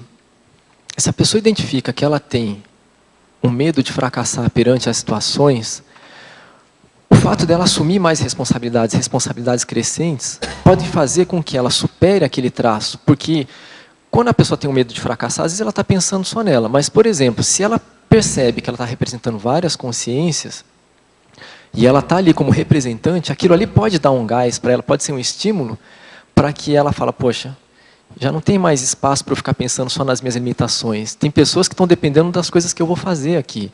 Então isso pode ser um antídoto contra o medo de fracassar. Ela fala assim, bom, eu vou me colocar na situação porque é mais forte. Se eu conseguir passar por isso, vai repercutir em mais pessoas. Então eu não posso me omitir nessa situação aqui, é nessa linha. Em Fatologia ainda, página 2, última linha. Poderia explicar, se possível com exemplos, a representatividade intrafísica repercutindo nas consciências do grupo evolutivo? Sim. Um exemplo que eu vejo disso é o seguinte. Todos nós que estamos aqui, nós viemos, como a gente estava falando, né, de alguma comunidade extrafísica, ou alguma origem extrafísica a gente tem. E a gente estava convivendo com outras consciências naquele momento.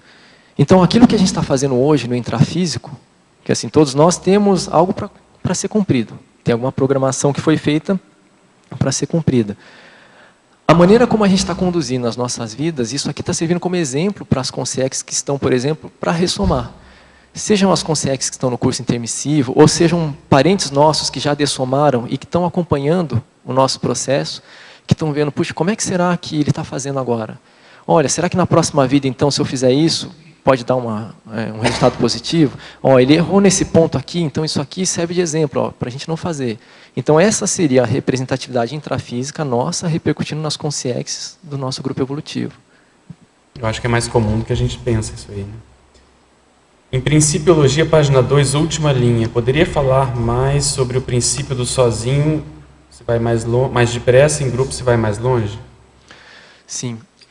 A questão é a seguinte que eu pensei aqui. Sozinho se vai mais longe. Às vezes tem pessoas que às vezes têm uma dificuldade maior de interagir em grupo ou de trabalhar em grupo. E às vezes elas podem ter traços muito positivos que realmente vão fazer com que elas caminhem muito mais rapidamente do que o grupo. Então, enquanto o grupo está ali tentando se mexer, a consciência com aqueles traços positivos dela, ela já foi lá na frente e já chegou num ponto. Só que ela pode chegar num ponto que vai demandar dela alguns traços que ela ainda não tem desenvolvido. E aí quem vai ter esses traços pode ser justamente o grupo, do qual às vezes ela quis se distanciar. Então, assim, se a gente pensar em grupo a gente vai ter um conjunto de traços, de experiências de diversas consciências. Então, você pode contribuir com o seu traço, mas aquelas consciências com certeza vão contribuir também. Então, nesse sentido que você pensando, você vai mais longe. Tem uma infinidade de traços muito maior do que uma consciência só. Pessoal, eu queria convidar a todos para o Cine Cognópolis especial de amanhã, dia 11 de maio, às 18h30, no Discernimento. Vai ser o filme Os Mistérios da Origem do Homem, reescrevendo a história humana. Ele é apresentado por Charleston Heston, e esse documentário desafia tudo o que se sabe sobre a evolução humana e sobre o surgimento das primeiras civilizações. Quem estiver em Foz do Iguaçu, vale a pena. O custo são R$10. Ô, Paulo, efeitologia. Desculpa, você ainda tinha coisa para falar, né, Pedro? Não, pode falar. Tem problema Já não? pegou aí o gancho? É porque eu vi você abaixar, achei que não tinha mais nada. Eu queria que você falasse mais, que eu achei muito interessante e bastante esclarecedor, o efeito desassediador e exemplificador dessa representatividade cosmoética eficaz. Acho que vale a pena falar disso. Aqui, Anália, quando eu escrevi essa frase, uma das coisas que eu pensei, que a gente até comentou aqui, né? A representatividade que uma consciência tem num grupo, às vezes aquilo pode trazer efeitos extremamente positivos para aquele grupo. Então, pensando até num exemplo grande aqui, que a gente falou rapidamente, mas de uma pessoa que ajudou a libertar um povo. Imagina só, por exemplo, até pegar o caso do Mandela. Embora o Mandela teve lá o histórico dele, a vida dele toda, mas teve a questão da luta contra o apartheid, né? E assim, ele ficou preso lá por muitos anos, não lembro agora se de 64 a 1990, tentando lá lutar contra o apartheid. E depois que ele saiu da prisão, né, ele foi eleito o primeiro presidente negro da África do Sul. E ali, a representatividade que ele tinha naquela situação, ele conseguiu, de uma certa maneira, terminar com a questão do segregacionismo racial, né, entre negros e brancos. Então, imagina a questão, né, o efeito desassediador que não teve para um povo, né, essa atuação dele na libertação, né, no convívio, na reconciliação entre aqueles grupos diferentes, né, entre consciências diferentes. Então, é nessa linha aqui que eu pensei. O próprio caso também do Gandhi, né, que ajudou a libertar a Índia de maneira pacífica, ou da Aung San Suu Kyi, né, da Birmânia, que são líderes, por exemplo, políticos, que realmente deram um exemplo e que tiveram um efeito desassediador muito grande num povo.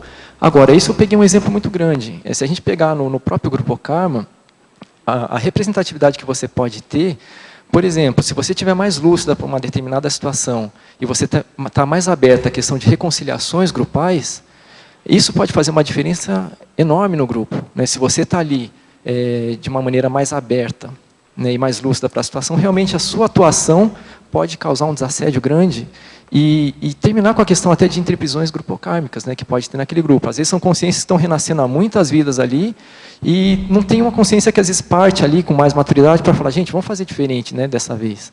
Então, às vezes, a representatividade pode ter esse efeito. Pode ser? Pode. Na página 6, faz favor. 6. No caracterologia, ou item 4, holomaturidade. E daí depois, se você puder explanar, é a fase enfática. Ok. Holomaturidade, autolucidez quanto às próprias manifestações. Aí é a questão da gente refletir, né, Ana? Como é que está sendo a minha atuação dentro de determinado grupo? Quando você começa a parar para pensar como é que você está atuando, e pensando na sua representatividade dentro daquele grupo, você começa a ficar um pouco mais lúcido, né, para a sua própria atuação. E isso, por isso que eu coloquei aqui como uma consequência prática quando você assume a representatividade. Porque aí você vai verificar os seus erros e acertos dentro daquele grupo. Você vai ter o feedback do grupo, você vai ter uma exposição maior. Né? Então, quando você começa a praticar um pouco mais esse binômio, né, representatividade e responsabilidade, isso te propicia a ampliar essa questão da autolucidez. Né? Como é que você está atuando ali? E daí a frase enfática, faz favor.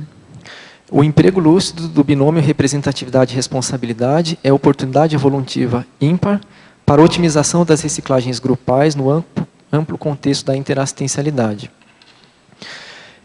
Se a gente pensar que a gente está convivendo com os grupos e tem um sentido aquilo, né? Tem um motivo. Não é à toa, exato. Por que a gente está convivendo com aquele grupo? O que eu ainda preciso aprender com aquele grupo e o que eu preciso, muitas vezes, limpar de rastros pensênicos que eu deixei no passado para melhorar a questão com aquele grupo e até todo mundo conseguir evoluir melhor. Né? O próprio grupo se libertar e você também, e todo mundo seguir de uma maneira melhor, mais positiva.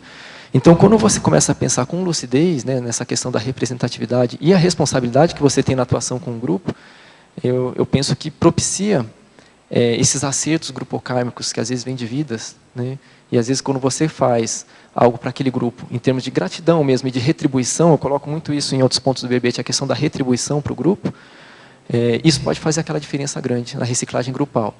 Então, até coloco aqui na remissiologia, tem um verbete que é recim grupal, que fala exatamente isso. Né? Às vezes, aquela reciclagem que você vai fazer, quando você tenta assumir o binômio da representatividade, isso vai trazer uma repercussão no grupo positiva. E aí tem a questão da reciclagem grupal. Eu só queria ver se eu entendi direito também, só ampliando um pouquinho mais.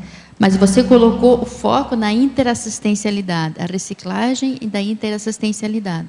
Então, dentro do âmbito da interassistencialidade, a reciclagem é que vai acontecer. Exato, é nessa linha. Porque a interassistencialidade é uma mão dupla. Né? Então, você está dentro de um grupo. Você pode até estar ali com a representatividade, mas, às vezes, você está tendo aquela possibilidade, aquela oportunidade, até para ver como é que você vai sair ali, até para ver como é que você faria em relação àquele grupo. Pode ser que todas aquelas consciências daquele grupo já tenham te representado antes. E, às vezes, aquele seu momento de ver como é que você faria em relação a elas. Então, essa troca, né, da interassistência, a troca de assistência. Certo. Nessa linha. Tá, obrigada. Não sei se funciona. Bom, é muito sincrônico as coisas que estão aparecendo, assim. A parte agora que ela citou de holomaturidade, autolucidez quanto às próprias manifestações, e também a parte que foi citada anteriormente, na página 2 da fatologia, a representatividade de todas as referências identificadoras da consciência. Tá, não foi essa que foi citada antes, foi a logo abaixo, e eu sublinhei essa sem querer e vi que também tem muito a ver. E ambas as coisas... Estava pensando como se faz, porque, em certa medida, por exemplo, no meu caso, eu perco um pouco mão das minhas próprias manifestações. E o excesso de identificações que eu tenho fazem com que isso se reforce e, às vezes, eu não consigo equilibrar isso, sabe? E acaba passando mensagens muito erradas, justamente no momento que eu vejo que eu preciso prestar muita atenção nisso, porque, não sei, pela manifestação energética, pela quantidade de sincronias, há um ponto que eu tenho que prestar mais atenção, que é a mensagem que eu passo para as pessoas, sabe? Como todo mundo tem que fazer isso. Mas a manifestação, por causa do fato anterior também, do excesso de identificação, está sendo difícil. Eu queria saber como se faz quanto a isso, mais ou menos, e se tu acha que docência tem a ver com isso, porque... Eu também acho a questão Paulo Freire muito sincrônica e tudo mais. Não sei se tu viu que a biblioteca da Unila se chama Paulo Freire até. Acho bem sincrônico. Bom, uma coisa que eu penso em relação a esses pontos que você colocou é assim, as autossuperações, elas são naturais. Muitas vezes a gente vai se ver numa questão de representatividade que a gente tem que mexer com muitos traços para fazer aquilo de uma maneira mais adequada. E é normal. São traços que a gente precisa reciclar. Então, isso, acho que todo mundo passa quando a gente começa a assumir mais essa questão desse binômio de maneira mais lúcida. Mas um outro ponto que me fez pensar no que você falou é o seguinte, identificar quais grupos eu estou representando, que isso também pode fazer diferença, né? Se você tem muitas referências identificadoras, isso quer dizer que você tem muitos grupos que você está representando. E de que maneira você está representando esses grupos? E quais são os grupos que você está priorizando representar mais? Né? Então, isso me fez pensar nesse ponto que você colocou. Então, eu vejo mais ou menos nessa linha. Vale a pena, acho que a Natália comentar aí também, que ela tem know-how. Né? Posso complementar um pouquinho? Eu tenho uma tendência também de estar em muitos grupos diferentes e de passar por vários grupos diferentes. É como se você tivesse um visto para vários grupos. O que eu vejo que serve muito nessa linha? Você ter autocrítica, você ver quem que você é, primeiro. E depois conseguir lidar, ou seja, ver como você entra em contato com esses outros grupos, que é o que o Paulo falou. Porque, de alguma forma, você também representa esses grupos. Mas acho que primeiro encontrar a tua essência, a tua autenticidade. Isso vai te ajudar para equilibrar. E aí você vai ter um convívio mais saudável com os outros grupos.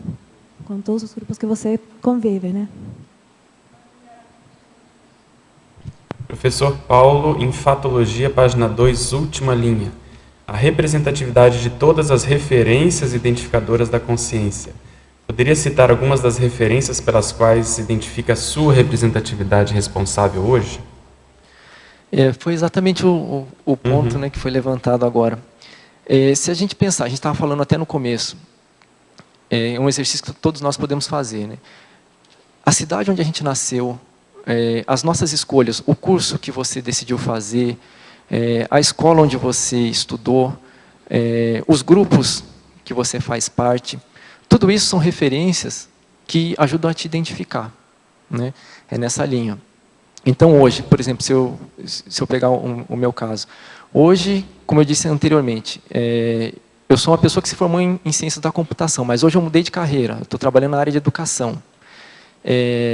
Isso traz uma responsabilidade grande também, né? Quando você muda de carreira, você deixa uma carreira e passa a atuar em outra carreira, isso tem para mim tem uma representatividade muito grande. Porque assim, às vezes você vê pessoas que estão naquela área que você se formou também, e que às vezes podem nem estar tão satisfeitas com aquela área, mas às vezes não tem aquele movimento de procurar algo. Então, essa representatividade, você buscar algo em outra área, pode repercutir de maneira positiva em pessoas que estudaram com você, que estão querendo, por exemplo, sair da área. Então, esse seria um ponto que eu identifico. A própria questão da docência conscienciológica também. Né? Isso daí traz uma representatividade, uma responsabilidade muito grande, porque você está falando ali na frente, você está tendo a oportunidade de passar uma mensagem diretamente para o cérebro das consciências que estão te assistindo. Isso é muito sério. Né? Então, você precisa estar ali pensando em você mesmo, nas suas reciclagens, nas coisas que você precisa melhorar. E, ao mesmo tempo, você precisa falar, bom, apareceu a oportunidade, eu vou fazer. Eu sei que pode não ser o melhor agora, nesse momento, mas eu vou fazer mesmo assim. Depois eu vejo o que precisava arrumar e tal, mas nessa hora eu vou fazer. Então, acho que é nessa linha. Eu estava pensando aqui, o curso de computação ele é muito pesado do ponto de vista de exatas, né? De matemática, principalmente. Né? Bastante. E você foi para a área de educação. Dentre essas duas áreas, qual que você acha que é mais profunda? Ou qual que seria a sua retrosenha? A sua holobiografia mais ponderada em uma ou na outra? Você tem... você acha? Eu fui estudar computação, na verdade, por causa da matemática, porque eu nem tinha computador quando eu fui estudar, né? Eu fiquei 4 meses sem computador. Então, o meu gosto mesmo é pela matemática. Aí, hoje eu atuo na área de educação, mas eu sou analista de dados, eu sou analista estatístico. Exato, a convergência. Né? Exato, então existe uma convergência. Então, para mim, eu vejo que eu consegui unir dois pontos, assim, porque a área da educação eu vejo que é uma área assistencial, você realmente consegue trabalhar pontos ali que podem fazer diferença. E, ao mesmo tempo, a matemática, embora seja extremamente exata, ela está me ajudando a trabalhar isso, a fazer as análises. Então, acho que é possível você conciliar. Isso te dá ideia para pensar no passado. Né? Maniologia, página 4, final da segunda linha. Poderia exemplificar a mania de não assumir os trafores, os trafares e os trafais? Sim. É aquela situação em que todo mundo sabe que a consciência tem aqueles traços bem desenvolvidos. E a consciência mesmo, ela fala assim, não, que é isso, eu não tenho esse traço não, vocês estão exagerando, eu não sou isso não. E aí a pessoa pode até acabar, quando ela não assume aqueles traços positivos dela, ela pode acabar empacando o grupo. Porque às vezes o grupo já está reconhecendo isso nela e ela não assume, e aí ninguém mais no grupo tem aquilo, e aí, sabe, pô, tem aquele despojamento e fala, tá bom, então tá, vamos ver como é que dá para contribuir com esse grupo aqui. Então é nessa linha, né? Às vezes a pessoa não assume, sendo que ela já tem aquilo. E assumindo pode fazer a diferença dentro de um grupo. Okay. Em Feminologia, página 4, poderia discorrer sobre os nomes citados? A educadora estadunidense Annie Sullivan, a educadora estadunidense Erin Gruwell, a austríaca Miep Gies, a adolescente paquistanesa Malala Yousafzai e a escritora estadunidense Martha Mason. E aproveita e fala da masculinologia também. Tá bem. Por favor. São casos muito interessantes que me chamaram muita atenção, de consciências que têm e que tiveram uma representatividade e atuaram com uma responsabilidade muito grande. O caso da Annie Sullivan, a Annie Sullivan ela foi a educadora da Helen Keller. A Helen Keller ela foi uma consciência que, assim, com 2 anos de idade, ela teve um problema sério, eu não lembro se foi escarlatina, associada com algumas outras coisas, infecção, e ela ficou cega, surda e muda. Ou seja, imagina uma consciência cega, surda e muda para se comunicar com o mundo. Aí, a Annie Sullivan, ela também teve uma história assim, difícil. Ela sofreu abuso do pai, ela perdeu a mãe também, assim, o pai e a mãe assim, morreram cedo. Aliás, a mãe morreu, aí o pai encaminhou ela e o irmão mais novo para um orfanato, e ela teve um problema também de quase ter ficado cega. A Annie Sullivan, ela fez acho que umas 9 cirurgias para tentar corrigir o problema. E assim, ela foi estudar no instituto, se não me engano, Instituto Perkins, para cegos, né? Justamente por ela ter passado por aquela situação. E ela queria, na verdade, sair do orfanato para estudar. E ela pedia para o diretor do orfanato, olha, eu quero sair daqui para estudar. E ela foi levada para o instituto para estudar. E aí, em determinado momento, apareceu para ela o caso da Helen Keller. Falou, olha, tem uma pessoa, uma criança de 7 anos, que ela não vê, ela não fala, ela não ouve. Né? E aí, você pode ajudá-la? Aí a Annie Sullivan assumiu esse desafio de ajudar a Helen Keller. E assim, chegou lá, imagina o desafio que é você se comunicar, de que maneira você vai se comunicar com a consciência. Né?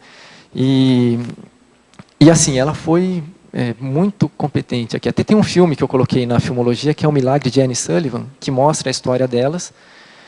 E a Annie Sullivan começou a perceber o que ela fazia. Ela escrevia na mão da Helen Keller as palavras. Então, por exemplo, ela dava uma boneca para a Helen Keller e escrevia na mão da Helen Keller aquela palavra. E ela fez isso de maneira repetidas vezes. Até que um determinado dia, ela molhou a mão da Annie Sullivan e escreveu água.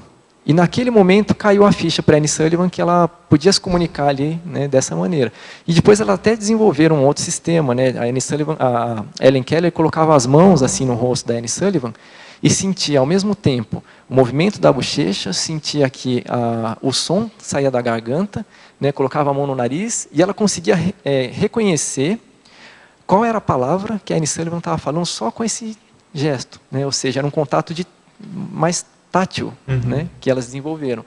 Então, imagina só a representatividade que a Annie Sullivan não teve na vida da Helen Keller. A Helen Keller tem um mérito enorme, porque a Helen Keller escreveu livros, aprendeu 3 línguas, mas isso foi possível por causa da Annie Sullivan, que teve a paciência de ensiná-la e de ajudá-la a desenvolver, né, essa maneira de comunicar com o mundo. No caso da Erin Gruwell,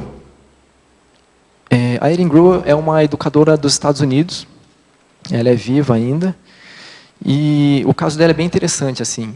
Inclusive eu coloco na filmografia também, tem um filme chamado Escritores da Liberdade, que representa o caso dela. Ela se formou como professora e ela foi assim, de maneira assim muito, como é que eu diria? A pessoa assim muito bem intencionada, ela foi dar aula numa escola da periferia dos Estados Unidos.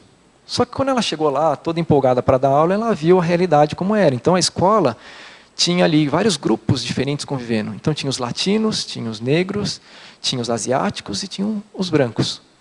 Então, assim, imagina esses grupos convivendo na mesma sala de aula, com aqueles problemas assim de gangues, né, grupos na época da adolescência.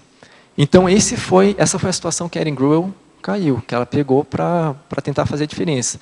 E aí ela começou a perceber que aquele jeito dela, assim, aquele jeito até meio romântico que ela tinha de dar aula, Não ia funcionar com aquele grupo. E aí ela começou a perceber que, embora aqueles grupos diferentes, né, tivessem várias características diferentes, eles também tinham características em comum.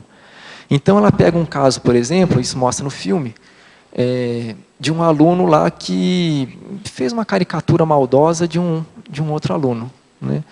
E aí ela pega esse exemplo e ela começa a explicar a história. Ela começa a explicar, na época da Segunda Guerra, no Holocausto, que os judeus eram representados com desenhos assim bem pejorativos. E aí ela pergunta, né, do Holocausto. E aí ninguém sabia o que tinha sido o Holocausto. Quer dizer, eles estavam vivendo as realidades deles ali, de brigas, de gangues e tudo mais, e ninguém tinha visão para o mundo. Então ela falou, peraí, então vamos mostrar que pode ser diferente. E ela começa a aproximar os grupos. Por exemplo, o que ela faz? Ela verifica lá que, embora sejam grupos diferentes, todos eles tinham perdido amigos por causa do tráfico de drogas, ou por causa da violência entre gangues. Então ela começa a elencar alguns traços que todos eles tinham em comum, para eles perceberem que, olha, a gente está aqui às vezes brigando sem sentido. E aí ela começa a falar da questão da Segunda Guerra, e ela mostra para eles o livro Diário de Anne Frank.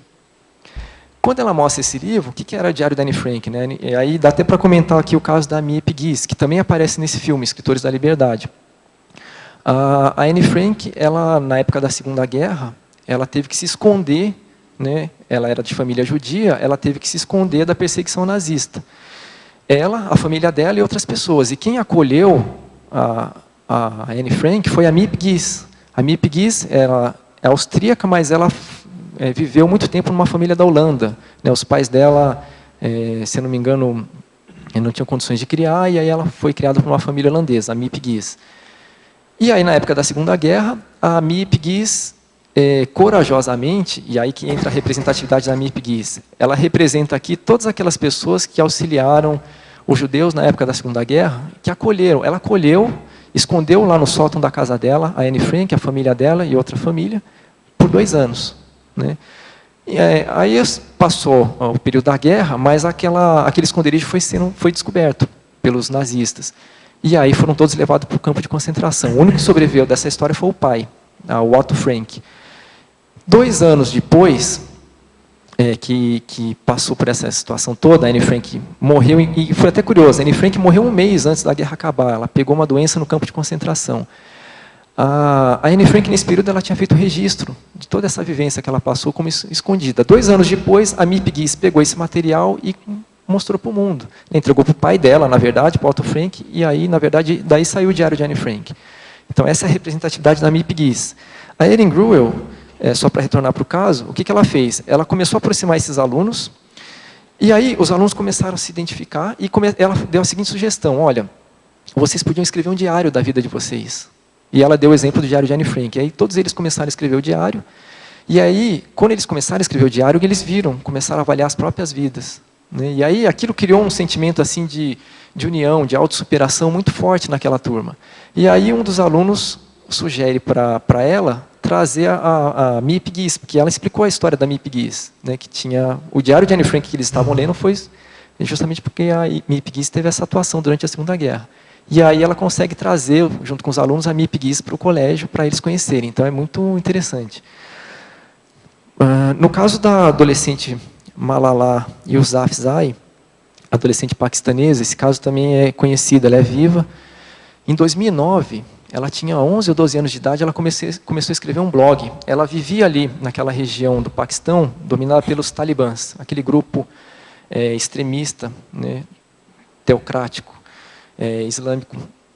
E ela começou a escrever no blog, com 11, 12 anos de idade, como que era a vida das mulheres, como era a vida limitada das mulheres dentro do regime talibã, que eles não permitiam, por exemplo, que as mulheres estudassem, e ela achava aquilo um absurdo, com 11, 12 anos.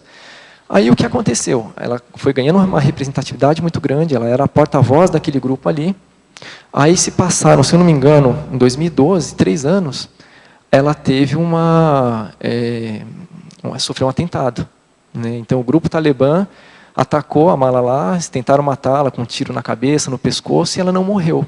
Né? Ela ficou muito mal por um tempo, e ela ainda falou, ela sobreviveu, e ela falou, olha, vocês tentaram me silenciar, mas agora é que realmente a situação ficou muito mais exposta para o mundo todo. Então, ela representa ali, tem uma representatividade muito grande daquele grupo, daquelas mulheres, né? Que não podiam, assim, se expressar, não podiam nem ter acesso à educação, falar nada. E ela, com certeza, tem uma participação muito grande nisso. E no caso da Martha Mason, esse aqui foi curioso, eu estava estudando aqui casos de pessoas de alta autossuperação, e ela também foi uma escritora dos Estados Unidos, e essa mulher, ela teve poliomielite muito cedo, assim, com 11 anos de idade. E ela chegou a perder um irmão também com poliomielite, mais ou menos nessa mesma época. Quando o irmão morreu, ela descobriu que ela tinha polio. E a poliomielite, até onde eu vi, até onde eu estudei, assim, é uma doença que a pessoa perde o controle dos músculos. Né? O Pedro é médico, pode até elucidar melhor. Uma infecção neurológica que dificulta a inervação dos músculos e aí na prática ela não consegue movimentar. Então, e aí ela perdeu o movimento dos músculos e ela viveu mais de 60 anos no que se chama de iron lung, é um pulmão de aço. É uma estrutura metálica em que a pessoa fica deitada e essa estrutura ela tem uma compressão e descompressão do ar que simula um pulmão. Como ela não conseguia mexer os músculos, aquilo ali facilitava para ela a respiração. O que me chamou a atenção nesse caso, no caso dela, é a autossuperação que ela demonstrou nessa situação. Porque essa mulher aqui, ela escrevia para o jornal local. Primeiro, ela foi, acho que a melhor aluna do ensino médio da escola dela. Depois que ela se formou, ela foi estudar na faculdade, nessas condições, dentro de um pulmão de aço. Fez faculdade de língua inglesa. Aí ela começou a escrever para um jornal local. Como é que ela fazia? Ela ditava as palavras para a mãe, e a mãe dela escrevia, né? E um tempo depois, a mãe dela teve que parar essa atividade porque o pai dela teve um ataque cardíaco, né? Então a mãe dela foi cuidar do pai, e passaram-se vários anos até que veio a tecnologia com software de reconhecimento de voz. E ela começou a escrever um livro autobiográfico, e ela escreveu esse livro que foi lançado, não lembro agora se em 2012, deixa eu ver, até tem aqui o nome do livro dela. Foi lançado, ela escreveu um livro autobiográfico de memórias, né? Deixa eu ver aqui. Deve estar aqui. Então, está aqui. Deixa eu ver se eu não tenho o nome do livro aqui. Ah, tenho, aqui, ó. Breathe, né, respiração. Vida no ritmo de um pulmão de ferro. É de 2003, o livro dela. E tem uma frase dela aqui que é bem interessante, né? Ela diz assim, no final da vida dela, ela faleceu em 2009, ela falava assim: eu estou feliz com quem eu sou, de onde eu sou. Eu não teria escolhido essa vida com certeza, mas eu teria me dado esta vida. Eu provavelmente tive a melhor situação que qualquer um poderia pedir. Quer dizer, ela viveu mais de 60 anos num pulmão de aço, exato. Uma situação extremamente difícil, e a mulher escreveu o livro, né, e cuidou da mãe no final. A mãe teve um processo de AVC, ficou com demência, então ela teve que contratar pessoas para cuidar da mãe, porque a mãe reagia de maneira agressiva com ela. Então a força dessa consciência aqui me chamou muita atenção. Masculinologia, rapidinho? Ah, sim, masculinologia. O caso do pesquisador o neurocirurgião estadunidense Eben Alexander. Eben Alexander, ele é vivo, é um neurocirurgião, e por muitos anos ele atendia os pacientes dele, pacientes que inclusive tinham tido a experiência da quase morte. E ele achava que essa experiência da quase morte tinha sido processo sempre do cérebro. Então ele achava, não, isso aí foi um processo cerebral. E as pessoas relatavam que estavam fora do corpo, que tinham se visto. Ele, não, isso aí é seu cérebro que está produzindo. Até um belo dia, não tão belo assim, que ele teve uma meningite. E aí, por causa dessa meningite, ele entrou num coma induzido. E ele ficou nesse processo por 8 dias. Nesse processo ele teve uma EQM. E aí, ele tendo a EQM, ele viu exatamente aquilo que os pacientes dele, por 25 anos, ele falava que era produto do cérebro. Ele se viu pensando fora do corpo, e o cérebro dele não tinha atividade cerebral, né? Foi registrado lá depois. Ele viu os médicos conversando ao redor dele, ele estava lúcido para a situação, e ele falou, mas espera, o que está acontecendo aqui? Será que realmente tudo isso que eles falavam é de fato? Então foi tão impactante, porque ele era um acadêmico, né? Assim, um cientista. O que aconteceu? Depois que ele teve essa experiência, ele escreveu um livro, que também tem o nome dele aqui do livro. Prova do Céu, é isso? Isso, Prova do Céu, a jornada de um neurocirurgião no pós-vida. Né? Ele escreveu esse livro aqui, esse livro sim é de 2012.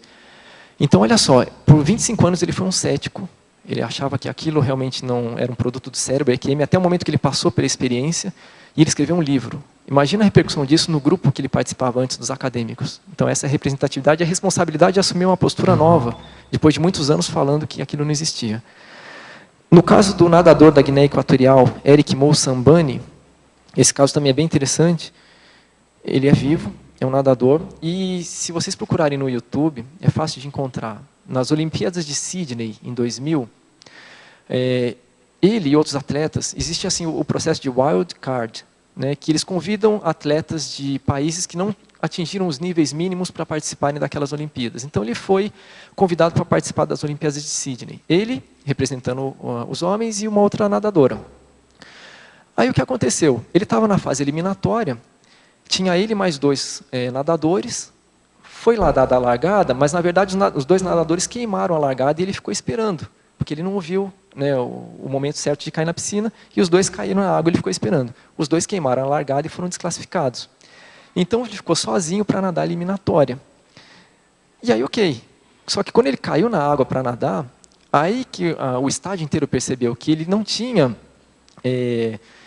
técnica de natação. E na verdade, assim, na Guiné Equatorial não tinha nem piscina olímpica para treinar, ele treinava em lago. Né? Ele treinava em lago. E aí ele começou a nadar, ele nadou desesperadamente, ele fez um tempo assim, quase o dobro do que os atletas fariam, mas o público reconheceu nele o esforço que ele teve. E o que foi mais interessante, ele terminou a prova com um tempo absurdamente alto, mas ele bateu o recorde pessoal e ele bateu o recorde do país dele.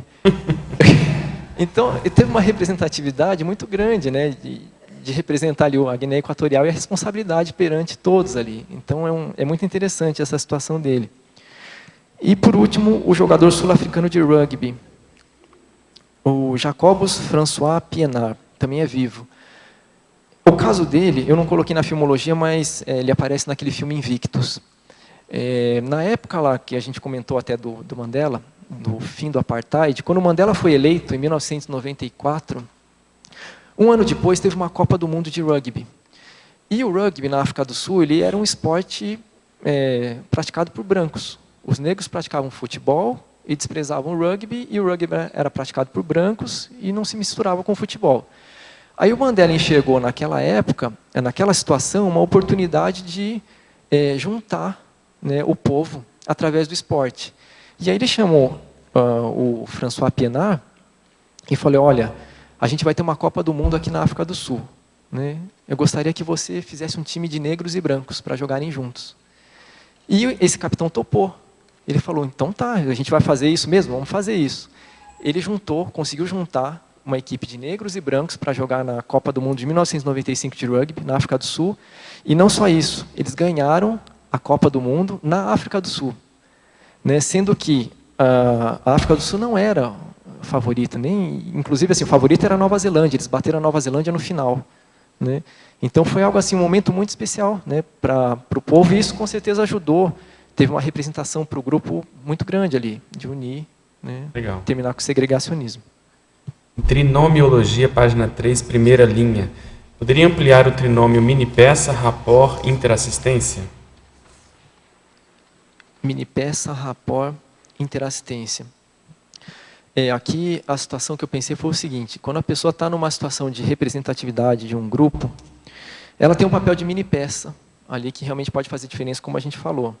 Agora, se ela consegue perceber quais são as necessidades daquele grupo, ela vai criar um rapport muito maior com a função que ela tem a desempenhar. E aí vai permitir com que ela faça a questão da interassistência. Ou seja, ela está naquele grupo para representar os interesses do grupo, não os interesses dela. Então, quando ela consegue ampliar esse rapport com o grupo, ela amplia a questão da interassistência com o grupo, é nessa linha. Em paradoxologia, página 4, segunda linha.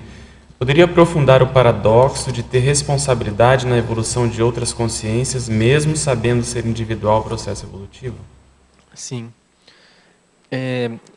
Nessa linha, a gente sabe que o processo evolutivo de fato é individual, mas quando você consegue fazer diferença num determinado grupo, aquilo vai afetar de maneira muito positiva a vida daquelas pessoas daquele grupo. Então é nessa linha, se você consegue assumir uma responsabilidade de algo que só você pode fazer para um determinado grupo, aquilo vai repercutir na evolução do grupo, e na sua também, com certeza. Né? Questão até de facilitar a questão das interprisões grupocármicas. Tem a ver com a próxima. Principiologia, página 2, segunda linha. Poderia explicar qual a diferença entre o princípio da inseparabilidade grupocármica e a teoria da inseparabilidade grupocármica? Por que razão foi colocado nas duas seções? Na realidade, a ideia é a mesma. né? Eu lembro até que acho que eu tinha colocado num deles, eu não lembro se era teoria, e foi sugerido colocar no princípio também, ou vice-versa. Mas a ideia é a mesma. Eu não, na verdade, eu nem conseguiria diferenciar muito bem entre o princípio e a teoria, mas posso falar da inseparabilidade grupocármica. Que tem o que a gente percebe na convivência entre grupos, né, através da pesquisa, que tem aquelas 5 fases. A primeira fase é a fase da interprisão grupocármica, em que ainda existem muitas atitudes anticosmoéticas dos integrantes daquele grupo. Aí a segunda fase, quando aquela consciência ela começa a querer sair daquele processo de interprisão, ela passa por uma fase de vitimização. Ou seja, ela passa a sofrer tudo aquilo que ela fez de anticosmoético naquele grupo anterior, ela passa a sofrer aquelas mesmas atitudes, né? Aí, passando dessa fase de vitimização, vem a fase da recomposição, exatamente, recomposição. Ou seja, na recomposição, ela começa a querer fazer diferente, mas as coisas ainda dão um pouco para trás, né? Ela começa a querer mudar aquela situação, ela começa a ficar um pouco mais lúcida, mas ainda tem um certo contrafluxo. Aí, depois dessa fase, vem a fase da libertação. Aí, na fase da libertação, sim, ela já consegue distinguir o que a gente fala da luz no final do túnel, né? A luz do final do túnel seria a próxima fase, que é a policarmalidade. Na policarmalidade, ela já não tem mais nenhuma interprisão com aquele grupo, né? No sentido de uma interprisão anticosmoética, ou algo a ser, um rastro pensênico a ser limpado, por exemplo, limpo, né? Limpado. Então, é nessa linha, né? Então, o binômio da representatividade e responsabilidade pode atuar de maneira a facilitar todas essas fases, né? Quanto antes a consciência começar a atuar e tentar contribuir para aquele grupo de maneira cosmoética, antes essa questão da interprisão pode ser resolvida. Em Teoriologia, página 2, final da 3ª linha, como funciona a teoria da tridotação consciencial enquanto fator otimizador do binômio? A questão da tridotação consciencial é quando a gente fala da intelectualidade, da comunicabilidade e do parapsiquismo. Então, se uma consciência tem esses 3 traços bem desenvolvidos, com certeza a representação, a representatividade que ela vai ter num grupo pode ser muito potencializada, né? Pode ser muito melhorada. Tem até uma situação pessoal que eu passei, um caso que acho que vale a pena comentar. Quando eu estava me formando na época da computação, eu fui buscar estágio e eu mandei meu currículo para 2 locais diferentes. E um desses locais, isso eu fui saber só depois, né? Me chamou, eu fui trabalhar nesse local. Comecei a trabalhar como estagiário, daí passou um tempo, foi dada a oportunidade de eu ter uma equipe, né, de desenvolvedores de software. E aí eu passei a selecionar as pessoas que iam trabalhar comigo. E aí nessa época a moça que trabalhava na RH, ela me contou uma história que aconteceu quando eu fui selecionado. O meu currículo chegou até ela. Só que o dono da empresa já falou assim, olha, a gente já tem currículo suficiente, não vamos chamar mais ninguém. Aí ela pegou meu currículo e ela, me contando depois, né, ela ficou com uma percepção do tipo, não, mas esse aqui tem que incluir. Esse aqui não é possível, não pode deixar de fora. Ela ficou com uma percepção de que aquilo ali realmente tinha que ser incluído. E me incluiu na seleção. E aí eu fui um dos aprovados, eram 2 vagas, me chamaram, né? E olha que interessante, essa pessoa, inclusive, é uma amiga minha, está até aqui em Foz hoje, né? Ela, o duplista dela também, o duplista dela era um dos donos dessa empresa, os 2 estão aqui em Foz. E ela teve uma representatividade muito grande para mim, nesse sentido, porque nesse estágio que eu fui fazer, que eu fui aprovado, ele ficava no mesmo quarteirão do IPC São Paulo. Quer dizer, com tanto lugar em São Paulo para você trabalhar, né, por conta dela, né, dela ter visto ali no meu currículo alguma possibilidade de contribuir com a empresa, eu fui parar nessa empresa. E aí comecei a voluntariar no IPC São Paulo na época, lá em 2003. Então isso para mim representou muito. E aí, por que eu estou comentando disso na tridotação? A questão do uso do parapsiquismo. Ela teve ali alguma coisa que diria, não, isso aqui precisa ser incluído, né? Ela teve uma representatividade, ela fez diferença no meu caso. E eu sou muito grato a isso. Em Antagonismologia, página 3, 1ª linha, poderia aprofundar o antagonismo, representatividade anticosmoética e interassistencialidade? Sim. Aqui o caso é o seguinte, por exemplo, se a gente pensar num um traficante, ou um chefe de tráfico do morro, existe uma representatividade muito grande ali. Ele representa, ele tem uma força ali naquele contexto em que ele está, que é muito grande, só que é uma representatividade anticosmoética, né, que cai exatamente nessa questão das interprisões grupocármicas que a gente está falando. Então, existe esse tipo de representatividade anticosmoética que não é qualificado, por exemplo, pela questão da responsabilidade. A responsabilidade ajuda a qualificar a questão porque você fica mais lúcido, a repercussão que você vai ter naquele grupo. E a interassistencialidade seria o polo oposto. Justamente quando você começa a pensar na representatividade como maneira de contribuir dentro daquele grupo, como maneira de fazer diferente, ou uma troca, de você se reciclar para poder representar bem aquele grupo, e de você aprender com aquele grupo também, é nessa linha. Guilherme, quer falar? Alô? Alô. Paulo, lá em Principiologia, na terceira linha, tem lá o princípio do sacrifício pessoal em prol dos benefícios grupais. Se você quiser comentar um pouquinho sobre isso, e a pergunta mais específica é sobre o limite disso. Então, até que ponto vai sacrifício, até que ponto vai o limite de você se sentir responsável por algo, e como você tem representatividade, então logo preciso ou tenho que fazer alguma coisa. Certo. Bom, Klein, aqui tem até um exemplo de uma amiga nossa que eu vou comentar, que acho que elucida bem essa questão do princípio do sacrifício pessoal em prol dos benefícios grupais, Então, é uma pessoa assim, que ela, num determinado momento da vida dela, ela tem 2 filhas, e ela teve que se abdicar de estudar para que as filhas pudessem estudar. Ou seja, ela pensou na responsabilidade ali como mãe, que ela tinha perante aquelas 2 filhas, ela deixou de fazer coisas por ela, pensando no desenvolvimento de outras consciências. Então, esse aqui é um exemplo do princípio do sacrifício pessoal em prol de outras consciências. Ou seja, no caso, ela sabia que o estudo para as outras filhas, para as filhas dela, poderia fazer diferença também para elas. Então, ela abdicou do estudo que ela poderia ter para aquelas consciências. Então, é meio nessa linha. E desculpa, Cláudia, a questão é... Os limites disso. Então, eu vou te dar uma ideia que talvez ajude a pensar. Okay. Por exemplo, se não tem um momento em que a gente, no intuito de ajudar, a gente mais atrapalha do que ajuda porque você se sente responsável pelo grupo. Por exemplo, às vezes a mãe com o filho, ela se sente super responsável, quer ajudar, ela tem representatividade, tem responsabilidade, ela é a mãe, mas tem uma hora que pode ser TACOM, enfim, o que você poderia refletir sobre isso?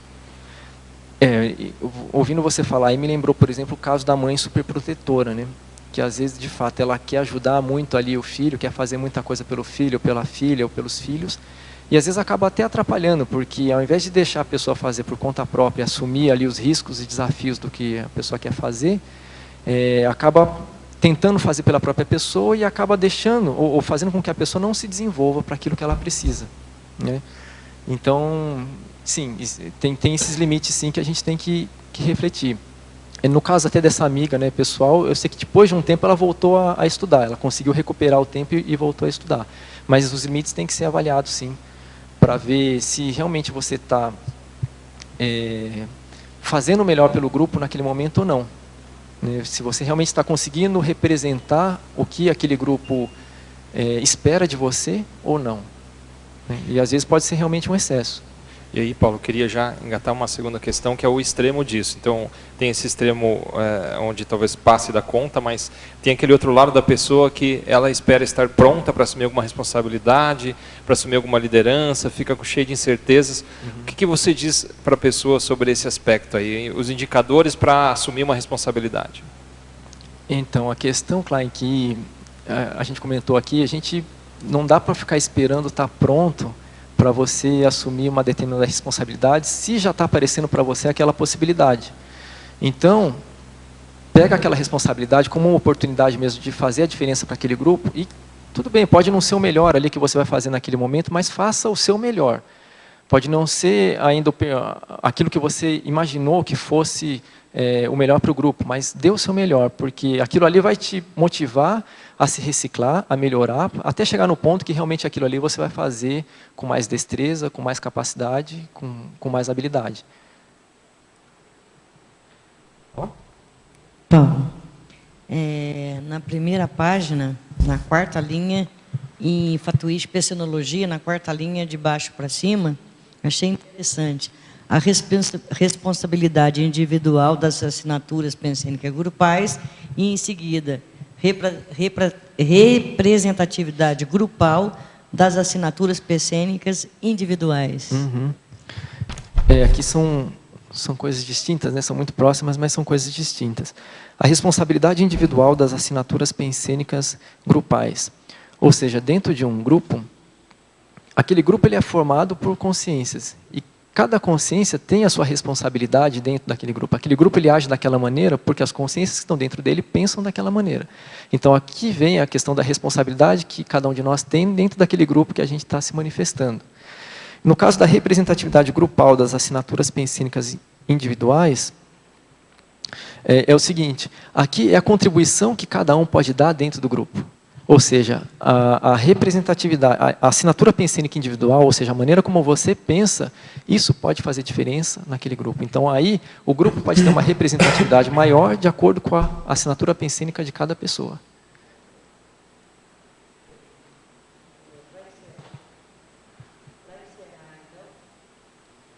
Alô? Em efeitologia, na página 3, o efeito propulsor da responsabilidade interassistencial assumida com determinação. Aqui eu vejo o seguinte, quando você passa a se expor, mas com uma intencionalidade cosmoética, de uma certa maneira você vai se afinizar com consciências que pensam como você, sejam intrafísicas ou extrafísicas, né, até a questão do amparo. E aí, se a intencionalidade é positiva, se você realmente está pensando no bem-estar do grupo melhor para todos, aquilo ali vai ter um efeito propulsor muito grande. Vai ter muita gente querendo te ajudar para que você atinja aquele resultado positivo. É nessa linha. E pelo nosso horário, eu queria te agradecer. Eu acho que você representou muito bem o seu grupo. Mas você tem a responsabilidade de escrever mais verbetes, porque você é muito bom, né? É muito bom de exemplo, de didática, de raciocínio lógico. Então a gente espera mais alguns verbetes aí, tá bom? Eu queria agradecer a presença de vocês também e os nossos comerciais, por favor. Obrigado. As pontuações da tertúlia de hoje são 31 assinaturas no livro de presença, 19 perguntas presenciais e 26 perguntas respondidas online. Hoje nós temos um recado. A Anália Maia com as técnicas energéticas chinesas. Boa tarde, tertuliários e teletertulianos. Tertulianos e teletertulianos. A CIP está trazendo um curso de 2 dias prático. Nós vamos exercitar técnicas energéticas chinesas. São 2 professores, o Mário Oliveira, Epicom lá da CIP, e Leonardo Rodrigues, do Rio de Janeiro. Esse curso ele é excelente, já fiz, e nós vamos realmente trabalhar energia, os 2 dias. Nós vamos ver a visão chinesa sobre energia, vamos conhecer os meridianos, porque esse curso é totalmente baseado na medicina chinesa, os centros energéticos, a circulação de energia, técnicas de respiração, que ajuda muito também na concentração, no foco, né? Todos nós temos alguma dificuldade com isso. Posturas que facilitam o trabalho com energia, enfim. São 2 dias na CIP, 24 e 25 de maio, de 8h30 às 18 horas, só trabalhando energia. Excelente, é uma ótima oportunidade. O curso será no auditório da CIP, que agora, devo confessar, está amplo, ele foi aumentado, está mais confortável para que possamos fazer o trabalho. Aguardamos vocês lá.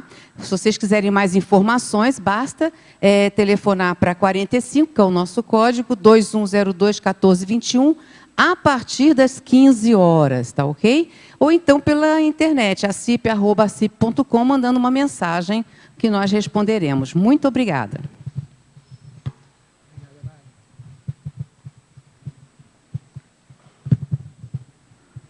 Para amanhã, teremos o verbete Reciclagem da Antiolossomática, especialidade Reciclologia, com o verbetógrafo Daniel Bertolucci. Obrigado e boa tarde a todos.